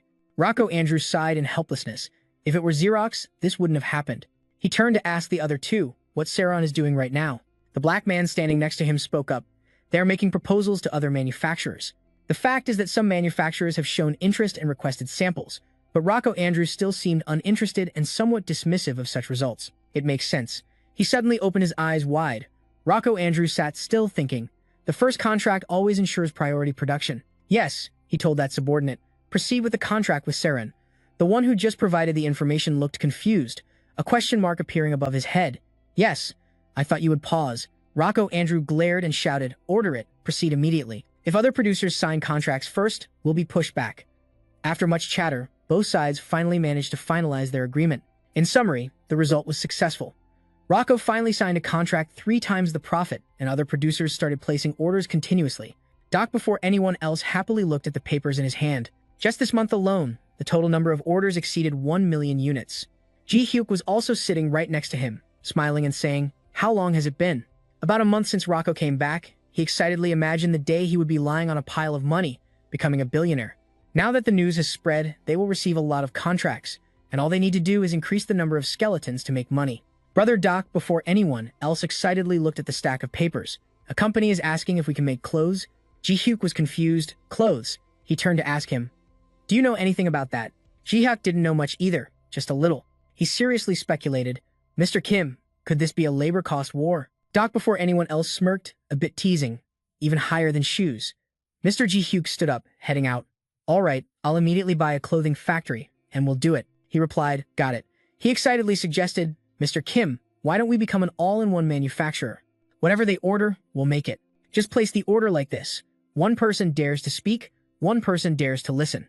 He agreed, all ears and eyes, it sounds great. We've made shoes, so other products should be no problem, and it's not just AI that can do it.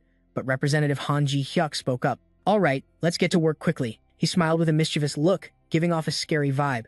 That Chinese factory demon is old news now. When people think of factories, they'll think of Han Ji-hyuk. Time flew by. About 6 months later, clothing, hats, chains, and bracelets were all produced. The clothing and hat factory, even accessories, Ji-hyuk excitedly rubbed his hands together. The serum targeted light labor industries, will make anything and become a comprehensive manufacturing company. However, a problem arose here. Before anyone else was in the room discussing the factory. For the shoe factory, orders kept coming in, so it was fine, but at the other factories, there were often idle skeletons. He shared his thoughts on how to improve things better to maximize the use of the idle skeletons. What could be better than combining all the factories? When one production part is finished, we can transfer the idle skeletons to another part. But before anyone else kept talking while Ji-hyuk didn't seem to be sitting in his chair anymore. The problem is there's currently no space left. All the factories we bought are small, and even the initial work can't be done properly. He was frustrated, resting his head on the table, gloomily saying, "It's a huge problem. I think it'd be best to buy a bigger factory once we save enough money." Yes, Ji-hyuk showed no signs of energy on his face, tiredly thinking there's an even bigger problem. Before anyone else turned to ask, "Are you listening to me?" He sat up straight, getting serious again. "Yes, of course." Now Ji-hyuk rested his chin on his hand, sighing in frustration, thinking the biggest issue is that his motivation is completely dead. Because factories around the world are making so much money, I've started to get lazy. Seeing this, sweating, he advised, "If you're not feeling well, why don't you go home and rest a bit?" Ji-hyuk, realizing he could escape this boring place, joyfully said, "Really? Can I go?" Before anyone else's words felt like a heavy slap to him. "No way. With a pile of reports to do, where do you think you can go?" He was sweating profusely, looking towards him. The power of capital has changed Mr. Kim. Before anyone else, looking calm, smiled slightly and asked, "What do you mean?" Ji-hyuk happily sat listening as he paused the discussion, not continuing further. "All right. The remaining reports are not urgent. We'll review them tomorrow. You can rest in the office if you want." "Yes," he jumped up, happy, thanking him. Kim was surprised as the phone rang. Before anyone else noticed it. "Oh no, what now?" A message notification appeared on the phone. "Emergency disaster alert, unstable gate in the area. Evacuate to the nearest shelter." "Yes," Ji-hyuk said seriously, asking, "Is it close by?" "Let's evacuate the staff first." They exited the company. As he walked, he wondered what kind of monster had prompted the evacuation order, if it was normal. "Cough, cough," he said. "I definitely checked before going out." Ji-hyuk was sweating heavily upon hearing him. "They say it's skeletons." He thought, skeletons sound scary. At this moment, the city was sounding alarms. The emergency response team was currently fighting against the suspected skeleton monsters, but it was estimated that it would take a long time to push them back. "Let me show you the situation on the ground." A group was fighting against the skeletons. "Hey team leader, these things are incredibly aggressive. Hold your position as long as possible. We must not let them break through our defense." In some corner, footsteps were heard. Now, Ji-hyun and Sel stopped together in front of an alley. He thought for a moment he was right to come here. He had a bad feeling. Outside were numerous fully armored skeletons roaming around the city. The sights before him made him more certain that these were the things he had created. Ji-hyuk assessed the numbers. They seemed like a mid-squad group. Luckily, he realized in time. He stood in the alley observing the skeletons. They were still in exploration mode, so the damage wasn't serious yet. He needed to quickly retrieve them before exploration mode ended. That ability made the skeletons slightly affected, but then there was no further movement. Ji-hyuk's face went blank. What is this? Why can't I? If they switched to combat mode, at this rate, suddenly new skeletons appeared. He had a strange outfit, leading a bunch of skeletons. He cursed under his breath, "Hell no." Just as he said that, the scene shifted to Park Yoo-jin, who was fighting, blocking attacks. A teammate behind spoke up, "What are these things?" They suddenly attacked harder. He sensed they were stronger than before. Ji-hyuk stood back, assessing the situation. Based on their behavior, it matched the macro he'd set up, but it was out of control at SAO. He raised his hand, his face darkening, radiating killing intent, at least like this. A wave of dark power surrounded the commanding skeleton, standing still on the other side. Moments later, it did nothing. The skeleton inside even shattered. Ji-hyuk's voice rang out in shock. Not even this will do. The skeleton had begun to pay attention to this side. It immediately charged at Yoo-jin, who was fighting other skeletons, exposing a gap in his defense. Not noticing behind him, he sensed something was approaching, so he slowly turned around. Instinctively, the commanding skeleton raised its sword and struck Yoo-jin in the chest. Sel, shocked and panicked, turned wide-eyed to look. Now Ji-hyuk was sweating. It seemed really troublesome to deal with them without revealing himself. "I see it too. This can't be. Wait for me here." Yoo-jin clutched his wound, tears streaming down his face, feeling distressed. "Hell no," his teammate behind worriedly asked the leader. "Are you okay?" He looked at a group of bones circling around, helplessly thinking, "Damn it, we can't handle these things alone. Is this the end? But Yujin felt regret. He had just bought a new car. He apologized to his teammates. Sorry if I was too careless. Suddenly, a loud noise rang out. Yujin looked over in shock as a group of bones collectively floated in the air. The teammate beside pointed to the sky. Look at that leader. There are people flying high up there, casting spells, a high-level awakener. They below shouted for help. Save us. These things aren't normal. He smirked. That's exactly why I'm here. Amid Ji-hyuk's forced smile, he stood rigid, threatening the troublesome skeletons. You're interrupting my business, so I'll crush you into pieces myself. Yujin was sweating, wondering what was happening at SAO. He was like that again. He tried to see better, but his face looked too familiar. Yujin seemed to realize that person was him and instantly confirmed, CEO Han Ji-hyuk of Serum SAO. Ji-hyuk calmly shattered several skeletons, launching a barrage of bones, pieces of skeletons crashing down, dust swirling everywhere. What emerged were several holes below and fragments of some skeletons. Yujin and the teammates beside him gasped in amazement, exclaiming, a person with so many insane AI abilities, CEO Han Ji-hyuk has such powers. Yujin had a slight doubt in his mind. I always wondered at SAO, he didn't create the fighting skeletons. Now, Ji-hyuk gently landed on the ground. A massive spatial hole appeared, sucking in the shattered bones. He cast a spell to clear the battlefield he caused. Park Yujin seemed to have found the answer for himself all along. It turned out he never needed to. Yes, this area has now become utterly devastated. Empty. Ji-hyuk turned to everyone and asked, is everyone okay? The guy supporting Yujin spoke up to thank him. Yes, thank you. I really thought I was dead. I will never forget your kindness. Ji-hyuk, feeling shy, wanted to decline. Come on, it's nothing. I'm just doing what I had to do. But deep down, he felt uneasy. These are the skeletons I created. What happened here? Yujin approached in disbelief. I never expected Han Ji-hyuk to have such abilities. He bowed in gratitude. Thank you so much. Without you, we would have been wiped out. Ji-hyuk felt awkward. Oh no, please lift your head. Each of Yujin's words felt like daggers piercing Ji-hyuk. Those monsters acted as if they had intelligence. It's really strange. Exactly. I never thought monsters could coordinate like that. And there was one monster among them that looked like the commander. Yujin looked at him for his opinion. What do you think, Han Ji-hyuk?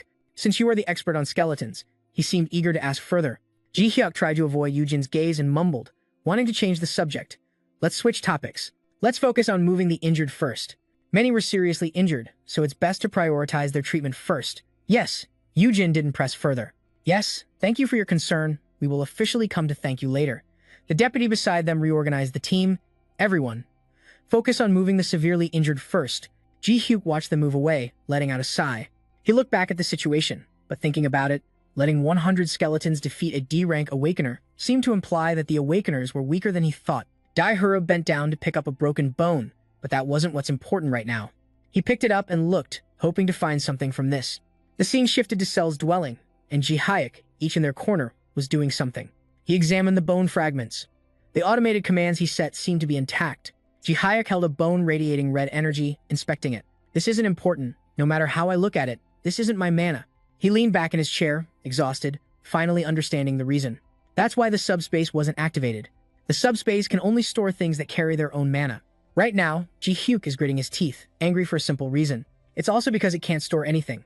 He's annoyed because Cell keeps making noise behind him. Ji-hyuk frowns, turns around, and smiles friendly. He angrily shouts, it's too noisy. I can't think. Daidi picks up the colorful glass ball, admiring it. When did you get this? Monster crystals aren't cheap. What if it breaks? He hesitates, remembering. Wait a minute. In Ji-hyuk's hands, one holds a piece of bone, and the other the glass ball, looking back and forth. Why does this mana feel so familiar? In his hand, the glass ball is pure, radiating a black aura, unrefined, rough, and primal, like natural mana or mana from the gate.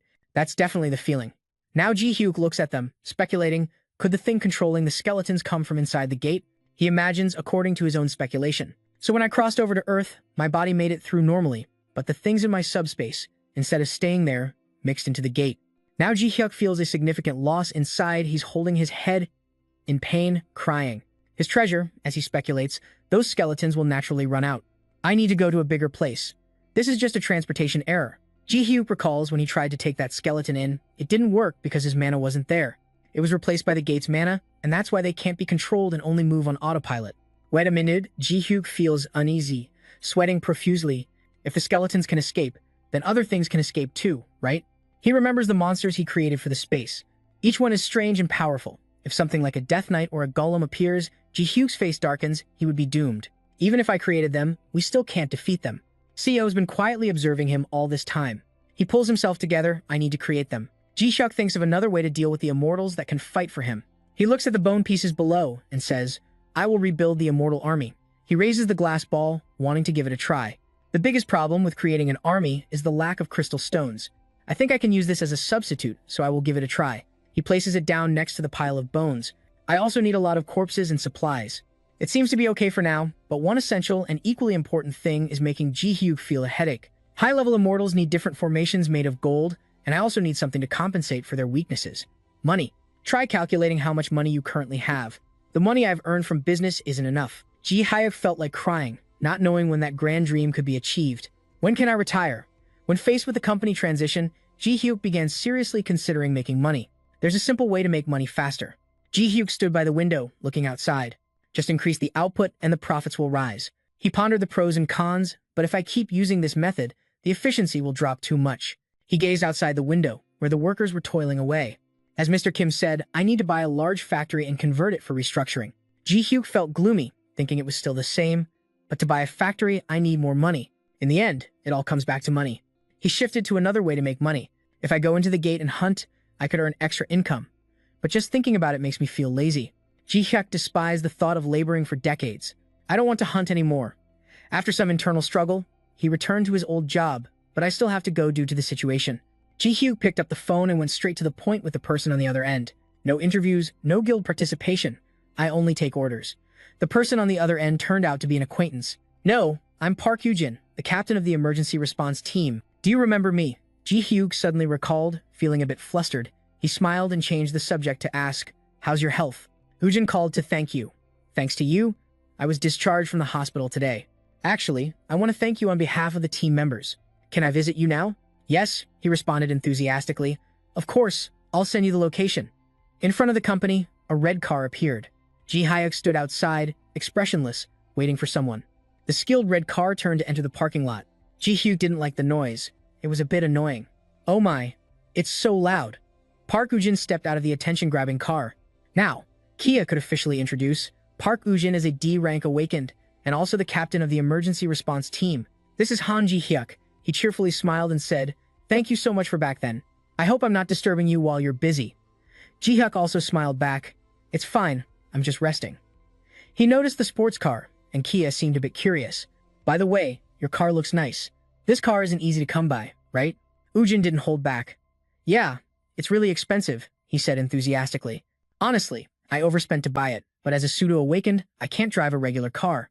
Yeah, Ji-hyuk replied, puzzled. Do pseudo-awakened usually buy a lot of cars? Hyujin, the veteran in the field, answered, yeah, that's usually the case. He added further, to the point that if they start making money as a pseudo-awakened, the first thing they buy is a high-end imported car. Ji-hyuk noticed the red Kia and asked, why are you so slow? Thinking for a moment. Ji-hyuk asked Hyujin, can I ask you for a favor? He generously smiled. Of course, you're my lifesaver. Just say it. Now Ji-hyuk smirked, looking mischievous. I just thought of a brilliant business idea. I want to hear your opinion, Park Hyujin. Hyujin stared, curious, waiting for him to speak. The scene changed. It seemed they had set off outside. Park Hyujin looked around in confusion, calling Ji-hyuk. Now Ji-hyuk is taking him into the product market from the demon dungeon. Hyujin looked around, puzzled. Why are we suddenly here, Ji-hyuk? Mysteriously, Ji-hyuk glanced at the stalls. Everything has its reason. He stopped in front of a stall, asking about the items inside. Shopkeeper, don't you have anything bigger? The shopkeeper asked him, what size are you looking for? Ji-hyuk described what he needed. Do you have any high-ranking monsters? At least as big as a horse. Oh, and it would be better if it's a four-legged type. The shopkeeper pointed to a skeleton, introducing it to him. How about this Demora? Ji-hyuk found the name strange, Demora, and Hyujin stepped forward to explain, it's a large cat monster, a rank B monster, so it should be durable. Ji-hyuk sounded interested and agreed, that sounds good, I'll take this one. Do you have anything else? The shopkeeper continued to introduce other products. There's a smaller and weaker one for sale, but it looks quite like a horse. Ji-hyuk didn't think twice and threw down money. I'll take that one too. He opened his inventory, stuffing the newly bought skeletons inside. Hyujin pointed at the black gate. That one? I heard it's only for summoning beasts, but can other things go in too? Ji-hyuk was confused, feeling uneasy, stuttered. Actually, after many tests, it turned out that other things could also go in, not clear if it was just bones or something else. Hyujin fell silent, glancing at him, thinking, now that I think about it, last time he gathered all the fragments, right? Ji-hyuk found it hard, turning away to avoid eye contact. So how much do all of these cost? Yujin chuckled, ignoring it, quite suspicious. But anyway, they had finished shopping and were now heading back to the company. They seemed to be under the warehouse. Ji-hyuk excitedly exclaimed, "All right, from now on, your role is very important." Yujin seriously took on the responsibility. "Yes, just tell me what to do." "All right." He pulled out the skeletons he just bought. "Okay, first, we'll check this one." Yujin threw on his armor, entering serious battle mode. "Yeah, I'll give it my all." He observed the opponent in front of him, assessing. "Demora, this is a B-rank monster, so with my current skills, there's no way I can beat it, but it should go easy on me, right?" Contrary to his thoughts, Ji-hyuk smirked wickedly. "Nothing good comes from this." "All right, surprise," he chuckled, patting the skeleton. "How about trying to ride it?" Yujin was dumbfounded, a question mark over his head, confused. "What?" Hai Hao turned to the skeleton, making a slight adjustment. "It's because there's no saddle, right?" "All right, I'll make a saddle for you right away." Yujin next to him raised his hand to say no. He was excitedly smiling, patting the skeleton. "The upgraded version is ready. Give it a try." Ji-hyuk asked back. "Yujin, you agreed to help me, right?" He brushed off everything and agreed first. "I agree." Yujin climbed onto the skeleton's back, sitting and feeling it out. Ji-hyuk asked for his thoughts. "How does it feel to sit?" He swayed back and forth, feeling extremely dizzy and headachy. "I'm about to die." Yujin wanted to run away, quickly climbed down, trying to steady himself. A moment later, he collapsed, throwing up. Ji-hyuk stood by to stop him. "Wait a minute, what's with you?" With a wicked grin, he smiled friendly. All right, let's try again." Yujin climbed back up, astonished. This time, it's much more stable than before. Ji-hyuk was pleased. "Let's move on to the next test." "Awesome, let's try running." A long time had passed since early morning, and now it had turned to dusk.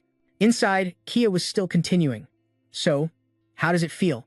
Both of them were still diligently testing the skeleton. Kia Ujin cheerfully said, "I think this could be used for daily riding." The thing Kia made met Ji-hyuk's requirements, so they stopped the testing. "Really? Then let's stop the initial adjustments here." As he climbed down, he asked, "By the way, is it a combat-type summon?" Ujin was excited, eagerly imagining, if someone rides it, it would definitely provide good support in battle. Uncle Ji-hyuk sighed, immediately dismissing, "Not a combat type. If I need cavalry, I can just create something like a centaur. At SAO, why trouble a rider for this?" He pointed at the Kia skeleton, simply saying, "This is just for riding. I'm planning to finish it and sell it." Ujin was sweating, puzzled. "Wait, are you planning to sell this as a mount in SAO?" Ji-hyuk used some magic to modify the Kia skeleton a bit. "Just wait, the customization is not done yet." From the skeleton's original body, an outer layer began to appear. The eyes of the Kia skeleton looked sharp and felt more lifelike than cell. Ujin stared in amazement. "You temporarily modified it, and it only turned out like this. Do you think it's okay?" Both of them were wide-eyed, mouths agape in unison. "Oh," they gasped. The Kia skeleton had now transformed into a wild beast resembling a nocturnal hunting wolf. Now Ji-hyuk is observing the reactions of the two. Kia is evaluating their response well. In the distance, Cell is playing with a big cat. Over here, Ji-hyuk and Park Yujin are discussing the product. Kia, even though it doesn't have any special features, it can be used in the dungeon gate, so it has market appeal, right? Park Yujin excitedly replies, "Absolutely." He's full of energy, determined. "If it were me, I'd gather all my money to buy it. But it's a bit plain. Can it come in other colors? We could add black armor with metal panels on the outside too." Ji-hyuk relaxes, listening to more ideas as Cell continues to play with the Mount Kia. She poses for a photo shortly after in the city, buzzing about the Kia prototype. The mount has been borrowed by Captain Ujin, with everyone around discussing what that monster island. His image happily riding it around the city has become a hot topic as expected. Requests to buy the mount are flooding in, and Ujin appears with a cheerful smile talking about the Kia mount. This is a big hit. The mount is just a mobile machine attracting attention. Ji-hyuk smirks as his plan is achieved. He continues to entice him. "Can you extend your vacation a bit more, Ujin? I'll give you a 30% discount when you buy the mount." Ujin doesn't think much and decides right away. Ji-hyuk asks, "Is this really something worth asking about? I'll use up all my remaining vacation days." Ji-hyuk starts to bring up the issue.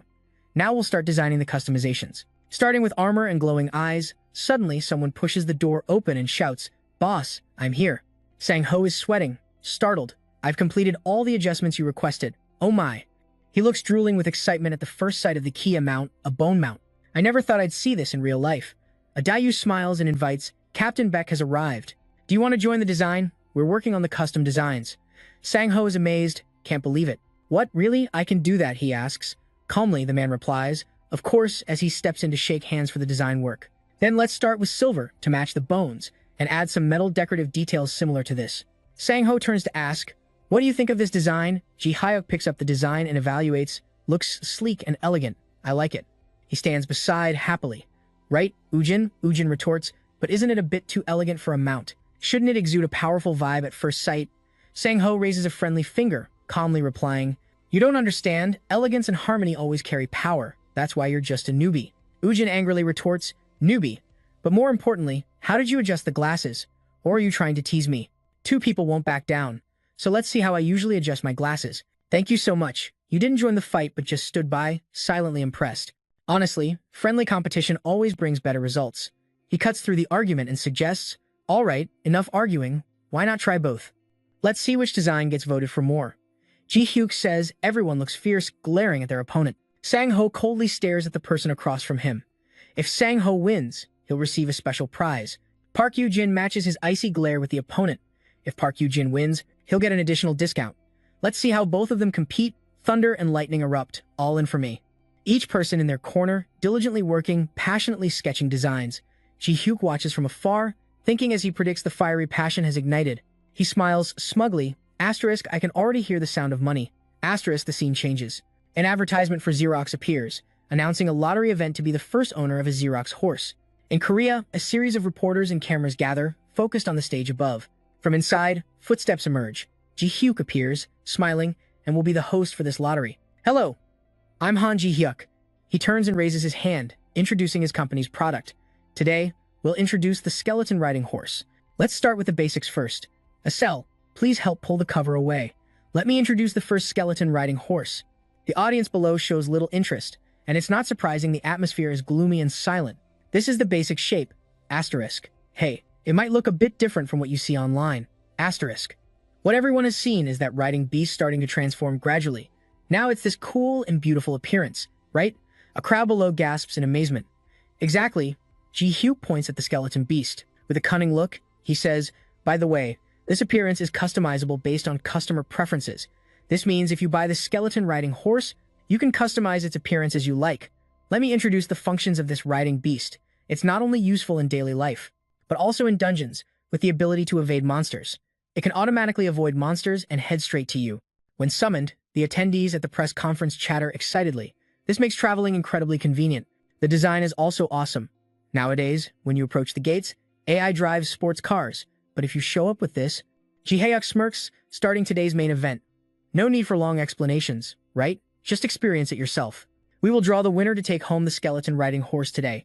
The base price is 150 million won. He reaches into the box to start drawing numbers. "All right, choose a lucky person, okay?"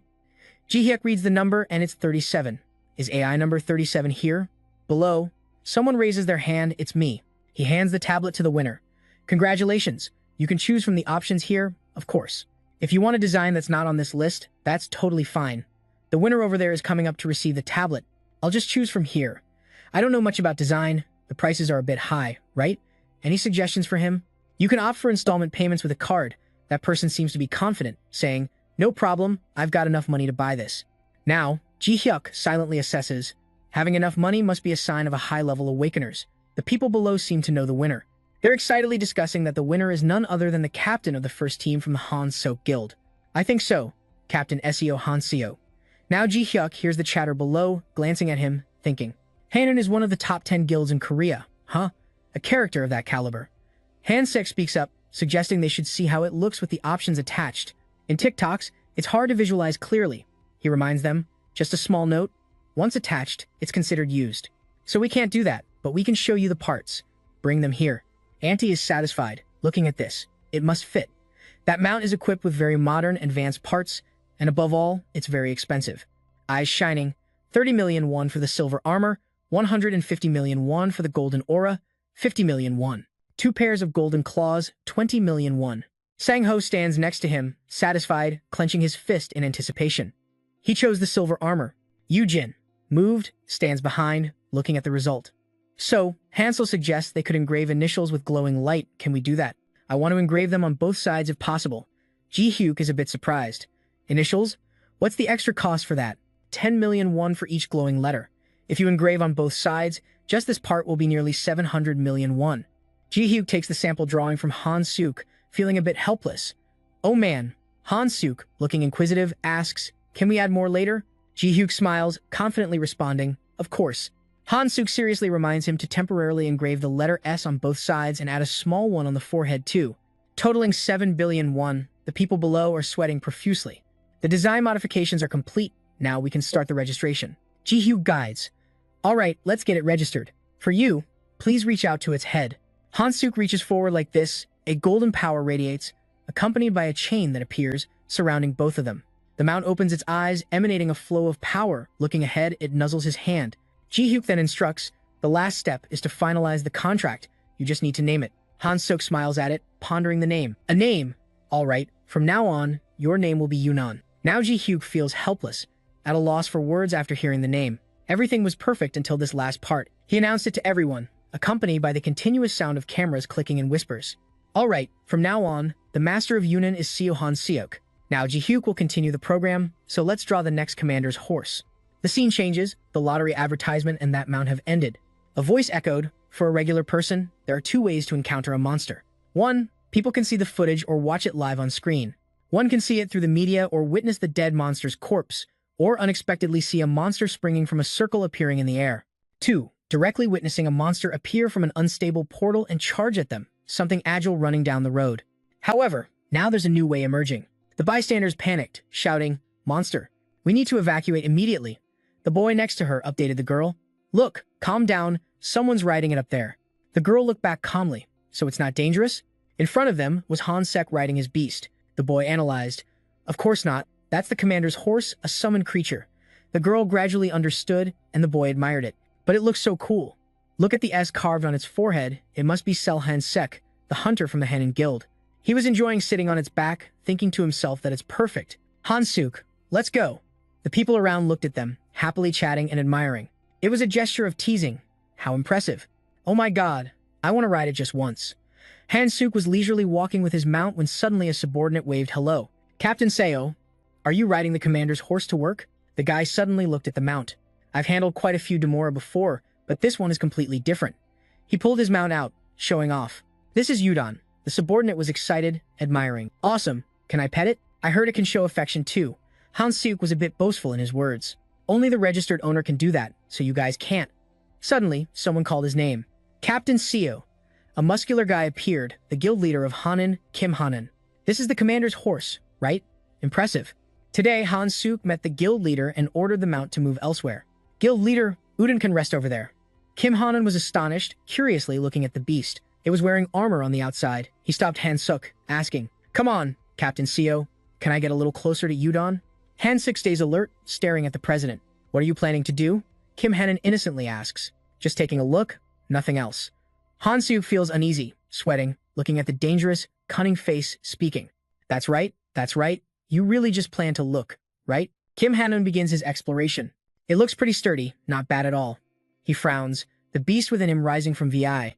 "It seems like you can customize it however you want," Kim Hanan suggests. "Captain Seo, let me try to take off the armor." Han-suk hears this. Thunder strikes, yelling, What are you planning to take off?" The president doesn't care, continuing to think. "All right, let's get started." "This thing is tough to take off, huh? Do I need to use more force?" Han-suk rushes over in a panic, raising his hand to stop. Wait, that can't be taken off. It's a one-piece design." But it's too late. The sound of dismantling echoes. Han-suk feels his soul leaving his body. Kim Hanan stares in shock. Huh? He's so angry that the veins on his face bulge. Jun tries to hold back as much as possible. Han-suk collapses, screaming in anguish as he looks at his mount. Kim Hanan still doesn't understand what's happening, holding the broken piece, asking, "Why did this fall apart?" Han-suk steps in front of him, continuously shouting, "I said it's a one-piece design, one piece." Kim Hanan still tries to defend himself. "Then why didn't you say it earlier?" He's extremely angry, yelling, "You ripped it out before I could say anything." Kim Hanan waves his hand. "Sorry. I'm really sorry. I should make a new one for it." Han-suk tears up, furious, grinding his teeth.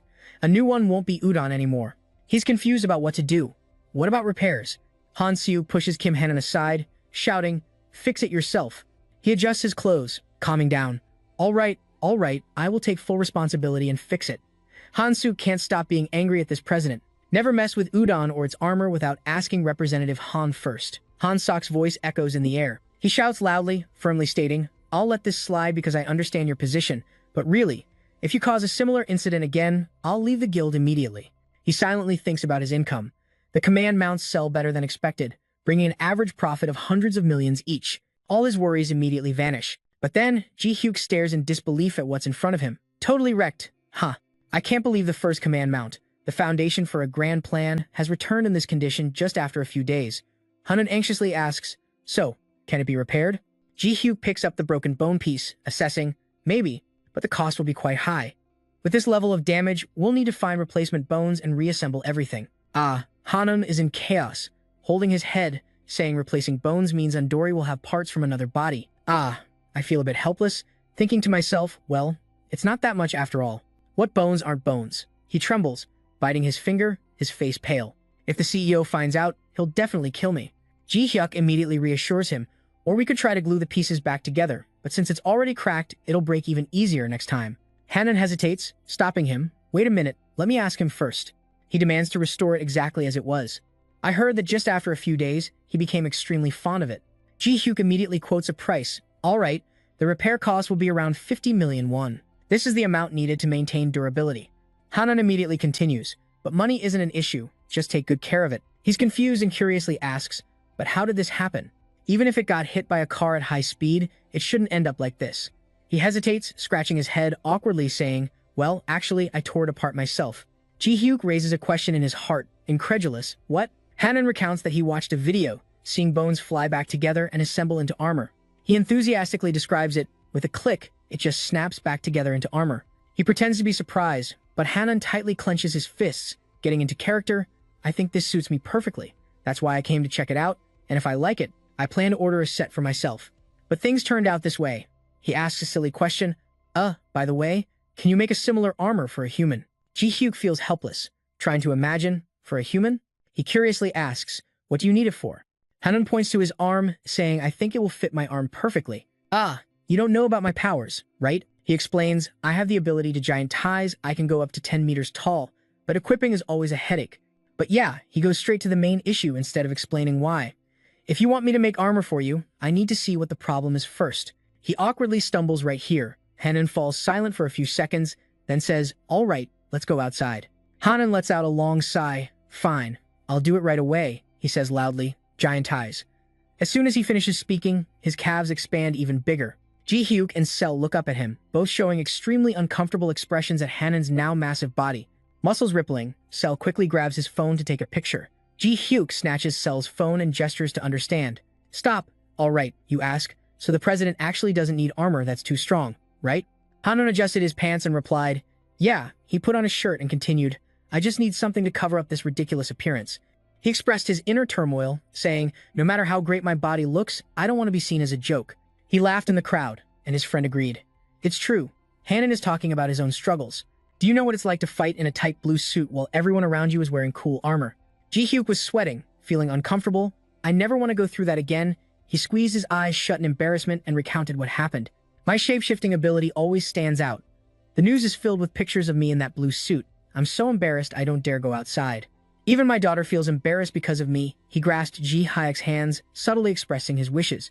That's why I've always dreamed of something like this, an outfit that can adjust to my body size. Hanan was determined, if only the armor had that function. But it's not mandatory. I'd pay any price, please, can you make it for me? Ji-hyuk secretly planned in his mind. Originally, I just intended to make money from selling command mounts, but this isn't a bad idea either. Perhaps this is a great opportunity to build a relationship with an S-rank awakener. Suddenly, he paused for a moment, thinking back to the past at the 6th Saren, when he fixed a multitude of macro errors. I used to attach frames to fighters to measure their movements and collect data. Ji-hyuk then asked, what's your main weapon?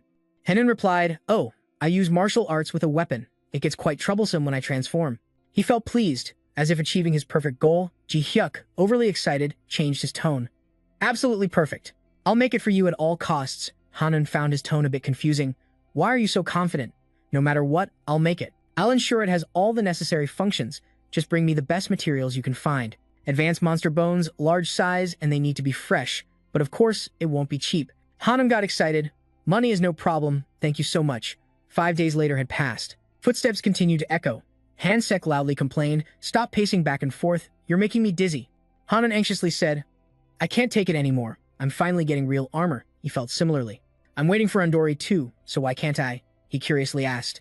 How much longer until it's done? Han-suk replied. They said it will be finished in a few days and will contact us. Hanun pressed for more. So when exactly is a few days? He shouted in frustration. How am I supposed to know? Why don't you just call them yourself? He slumped down on the chair, feeling down. No way. If they rush to make my suit, then what? Han Yun placed his trust in it. It'll be perfect, right? Han-suk reassured him. That's right, don't worry anymore. You see how good my Undori Island. Then he set a condition that if it's really good, from now on you have to treat CEO Han well. Hanun was a bit surprised after hearing this. Han-suk explained that he is the only one in the world who can make custom outfits for him, so build a good relationship with him. He didn't hesitate to share his plans. Or should I just invite him to join the club? He explained further that he wouldn't participate because he's already rich. Clearly, he only cares about making money from his business. I heard he doesn't even bother with the gates anymore. Hanun recalled and wondered why he got involved in that unstable gate last time. He guessed it might be because it was near his company or maybe out of curiosity since it was related to Ji-hyuk, whom everyone keeps talking about. He's really a strange guy, greedy for money, but doesn't immediately use his abilities to earn it. If he planned to reveal himself anyway, he shouldn't have hidden in the first place, and even after revealing his abilities, he still didn't care about the gates. Most awakened beings want to grow stronger by accumulating combat experience in the gates, right? He continued to guess that he must have his own reasons. Sometimes there are awakened beings who refuse violence due to religious beliefs or something. If that's the case, he wouldn't have intervened last time. Hanun raised a question. Could it be that he has psychological trauma related to the gates? Suddenly, a message notification rang. Hanun looked at his phone screen, his eyes brightened, and then he eagerly rushed. I have to go right now. Please watch over the office. Hanun's face was joyfully speechless. Yes, Ji-hyuk wasn't surprised to see him. You're here already? Hanul immediately asked. Where's the armor? Ji-hyuk pointed out that it was ready here. He pointed ahead. Just open it yourself. Hanul slowly approached, reached out, and decisively pulled back the curtain. What appeared before him made him indescribably happy. Here it is, his armor, a suit made of human bones brought out. Yes, Jong-hyuk reached out, wanting to touch it, excitedly saying, This is my armor. Wow, can I wear it even while using giant transformation? Ji-hyuk replied, This is the normal mode. I'll help you. So, do you want to try it on? Jong-hyuk excitedly responded, Of course. A moment later, he was dressed in the bone armor, eyes wide with excitement and shyness. So, can I use giant transformation right now? He snapped his fingers and then paused. He pointed at the skeletons lying on the ground and said, These skeletons will become parts of the armor after giant transformation. Ji-hyuk continued, Do you see part number 1 over there? Both Jong-hyuk and Sel immediately noticed the bone armor right in front of them. Do you see the number 1 part over there? Both Jong-hyuk and Sel are focused on the armor in sight. Then I showed Jong-hyuk how to use the armor. He should stand in front of it with arms and legs spread wide when it turns red. That means he's ready to giantify. Let's give it a try. Jong-hyuk followed my instructions, wondering about giantification. Suddenly, the armor on him started glowing with strange red rays, gradually completing itself. Stronger bone protrusions formed, while Sel munched on popcorn and adjusted his glasses, waiting for the show. Looking at her, she was also surprised, mouth agape, as Hyuk was now wearing a complete bone armor.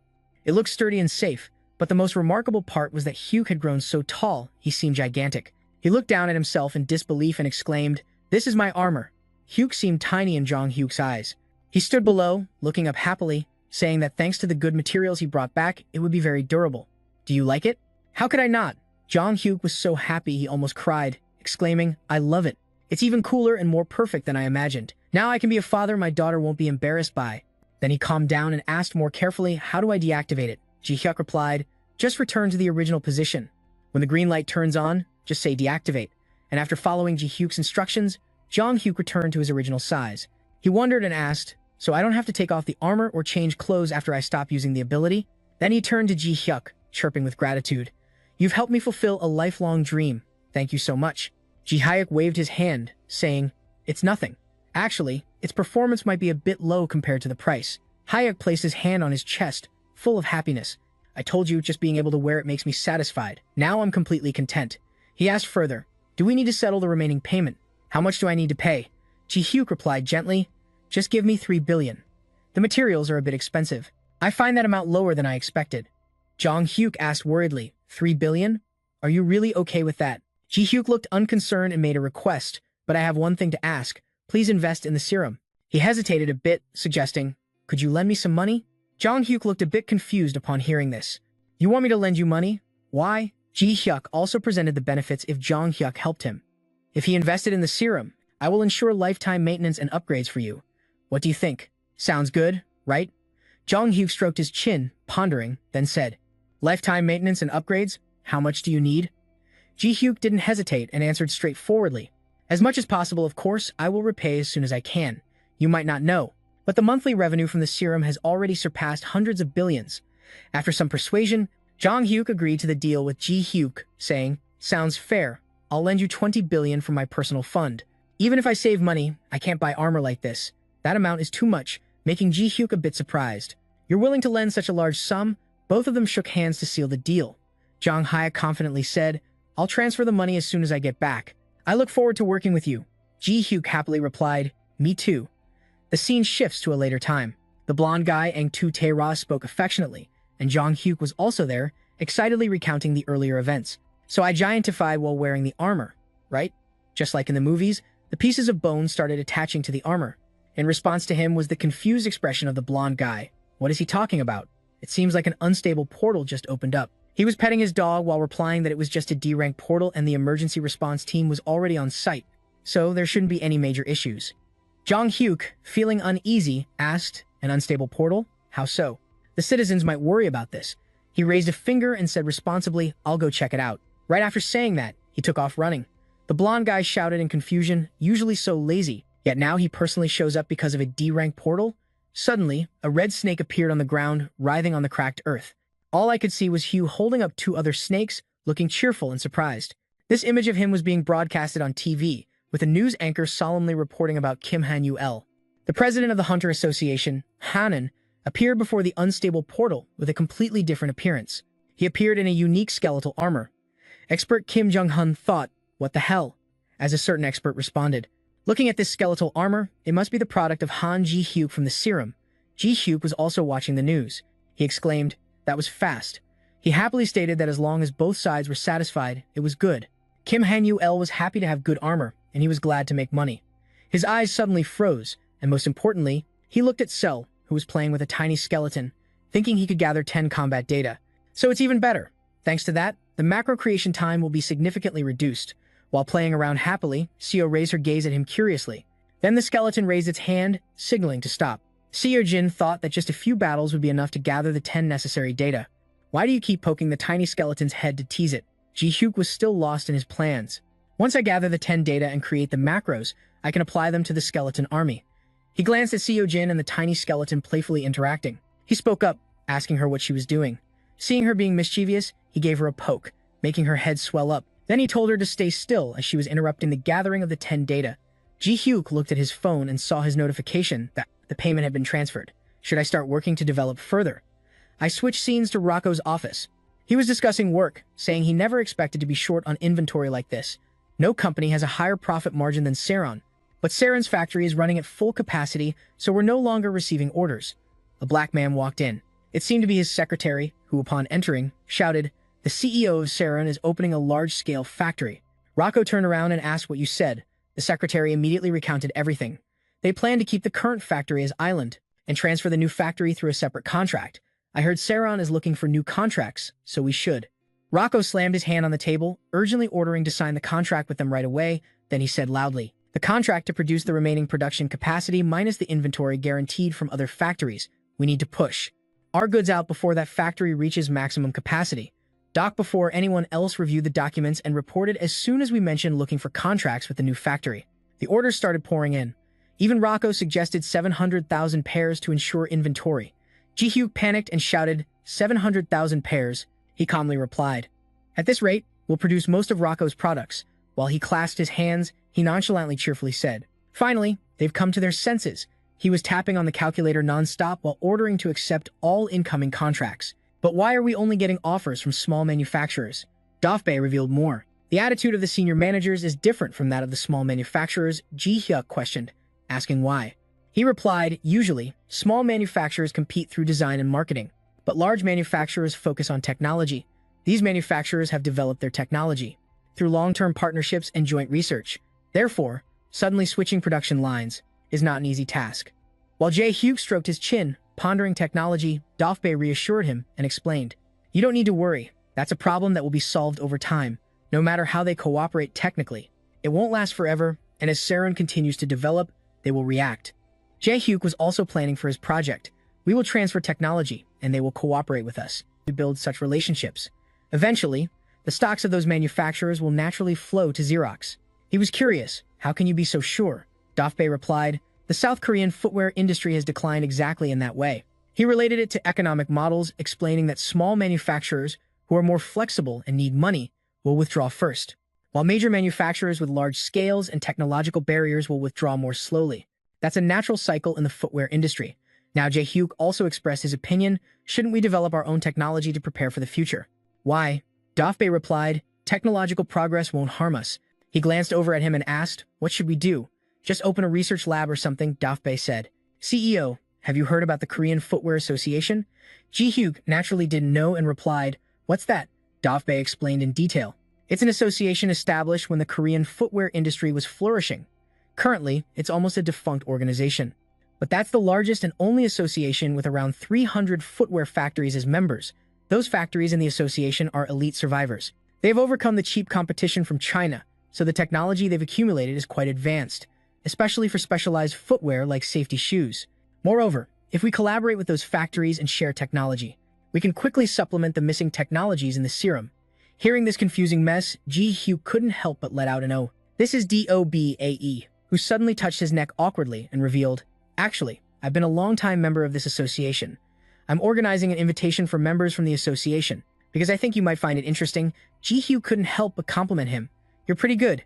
Then he said, based on what Mr. Kim said, it seems this isn't a bad idea, and since Mr. Kim is a member, then my joining wouldn't be any different. The discussion between the two ended, and Jae-hyuk immediately got to work. Let's go check it out at a ceremony for the representatives of Hanhaji Book at the Footwear Association. A large crowd had gathered for the event. Now, Jae-hyuk looked around in amazement. The welcoming ceremony is always this extravagant? Even Dobae was surprised to see this. Actually, this is the first time I've seen such a scene. Suddenly, a man approached and greeted, hello, Mr. Han, a very polite man in a suit who introduced himself first. Nice to meet you. I'm Eu Ion O, the president of the Footwear Association. Shaking his hand, Jae-hyuk politely replied, nice to meet you, Mr. President. But inside, a thought arose in him. People say you shouldn't judge a book by its cover, but something feels off. He extended his hand respectfully and invited, please step forward. Today, you are the main character of this event. He replied, yes, his eyes scanning the area, observing the big shots around him. Everyone seemed to be plotting their own schemes. Jae-hyuk couldn't help but smile and think, this is interesting. This isn't just a welcoming ceremony, is it? At this moment, the ceremony began, with the host standing on stage. As you all know, South Korea was the second largest shoe exporter in the world. Back then, there were thousands of shoe factories across the country, with hundreds of thousands of workers in the industry. No, the host is actually Young Oh. He continued, but in reality, now there are just over 300 companies left, and no company has more than 500 employees. Not to mention that this industry is shrinking due to negative growth. AI also said the Korean footwear industry has ended. Jae-hyuk then whispered to Dobae, but his gaze stayed focused on the stage, showing interest. Even if all the remaining factories in the country came together, we still can't compete with him. This situation has lasted for years now. We can't go up against China or Southeast Asia. So, the fact that we've held on until now is already a miracle. Yano suddenly gestured towards me. Then he addressed everyone there, but Representative Han Jae-hyuk appeared with a new method using the skeleton technology. He proved himself that the South Korean shoe industry still has hope. He stood there convincing everyone. He fabricated a beautiful future. We're reclaiming the shoe industry from China thanks to cheap labor. Isn't this the dream we've always pursued? Asterisk, asterisk. Reviving asterisk, asterisk South Korea's shoe industry to its glorious past below. The ignorant crowd began to clap, gradually getting excited, and Young Oh continued to aim his words at Jae-hyuk. If Jae-hyuk shares his strength with us, we can rise together to show the world that coexistence isn't just about cheap labor, right? Jae-hyuk then noticed the expression on this ceremony. Exactly. This is their annoying goal. I should have refused from the start. Dobae interrupted and protested. Hold on, Chairman. This isn't what we agreed on. Didn't we tacitly agree already? The mysterious man glanced over at him, whispering among themselves. What's going on?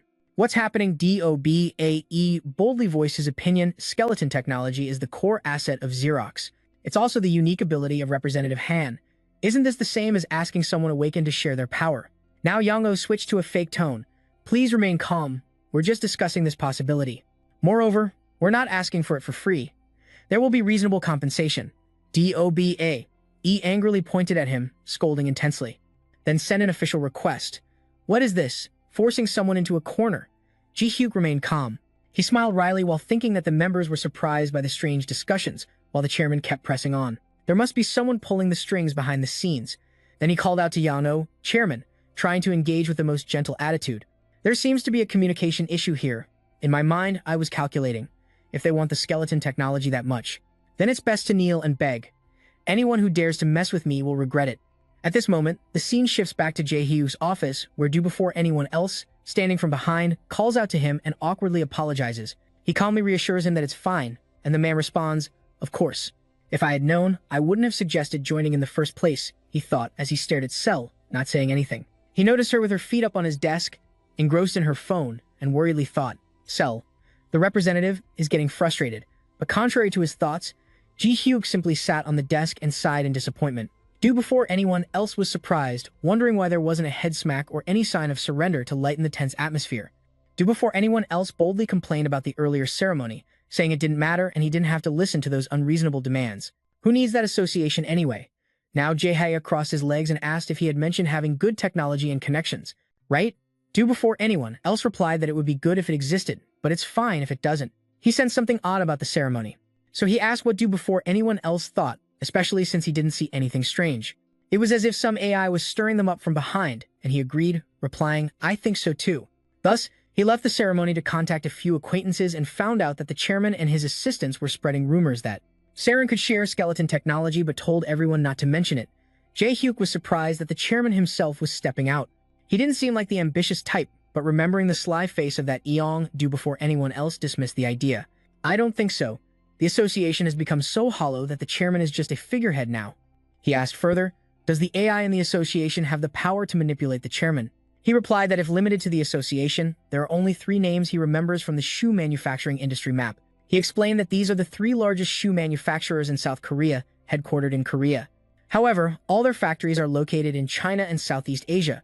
When the Korean shoe industry declined, these companies survived by expanding abroad. And before anyone else continued, they are the biggest sponsors of the association and are its lifeline. But it's all just formalities. In name, they are still Korean companies, but in reality, all the factories are overseas. Yes, he replied, exactly. Besides them, no one else is capable of contributing. Even Cell, who was playing a game, curiously looked up to see what the two were discussing. All right, now we need to distinguish between friends and foes and allies.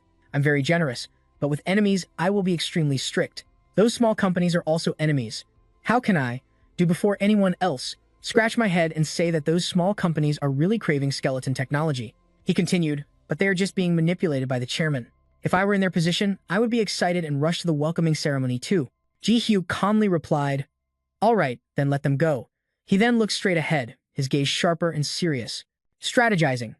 So let's do this. Eliminate all external members and those 3 internal companies. He recalled the mobile skeleton manufacturing industry and continued, do you know why I stopped producing mobile skeletons even though they were highly profitable? Because there were already too many people in this industry, he asserted more confidently. But the shoe industry is different, right? Now that I've grown strong enough, I think I can swallow it whole with just one bite and digest it cleanly. DOBAE wondered, what now? Ji-hyuk revealed his long-held plan. If I conquer all the small businesses and gain control of the association, then no matter what tricks anyone outside tries, it will be useless, right? Then I just need to deal with those 3 internal companies, and it's done. DOBAE was confused. Asking again, control means you'll let the small businesses use the skeletons, right? Ji-hyuk exclaimed, oh, come on, don't be so naive. Then covering his mouth, he turned to the man, looking mysterious. A lot. I just need to achieve results equivalent to lending it out. At this moment, before anyone else finally understood his plan. By doing so, both the serum and the association members benefit, and the workers in the factories can keep their jobs. Yes, Ji-hyuk ordered. Then bring me the association's charter. I want to see how everything can be swallowed up in one go. Before anyone else clenched his fist, excitedly responding, yes, I'll bring it right away. A few days later, at the General Assembly of the association, 2 men surrounded Yano, showering him with flattery. Chairman, loving you is really impressive. When hearing about the mess at the welcoming ceremony, I thought everything would fall apart. But how did you manage to convince Saron like that? He pretended to be humble, saying, I'm just doing my best. Ji-hyuk and Doak, before anyone else pushed the door open, swaggering in. Someone gasped, That's the representative from Han. But Yang quickly put on a friendly face. No way, go talk to the representative from Han. Ji-hyuk, thank you so much for this big decision. But Ji-hyuk just walked past him like he was invisible. Yang scratched his neck, embarrassed, saying, Ji-hyuk almost went straight to the stage to speak. Hello, I'm Han Ji-hyuk. He took the microphone and confidently shared. I guess everyone here today is because of the skeleton, right? I get it. What an ideal worker. No eating, no sleeping, and no salary needed. Then Ji-hyuk continued. So, after careful consideration, I've decided to let everyone use it, even if it might not be exactly what you imagined. He hesitated a bit, but the issue was this. Now Ji-hyuk looked straight at Yang, speaking softly but with a critical undertone. I have a bit of a difficult personality. If you had come directly to ask for help, I might have considered it. But to announce it without prior agreement, trying to force me into a corner, that really bothers me. He continued. No excuses needed. After all, I came here to let everyone borrow the skeleton, but there's one condition. Now Ji-hyuk stated his position, a harsh and controversial stance. I don't like working with people I hate. So here's my formal proposal. Remove the current chairman of the association. If this is resolved, I'll join the association and let everyone borrow the skeleton. As soon as he finished, the crowd below immediately erupted into discussion. Hearing this, Fan Min panicked and called for the removal. Historically, the Shu Association has never had a precedent for removing a chairman. Ji-hyuk responded nonchalantly, stating that the charter still allows it. He then pulled out his phone to check, saying that if more than half of the members supported the removal, there would be a vote. If we get 2/3 of the votes in favor, the decision will take effect. Just because there's never been a precedent doesn't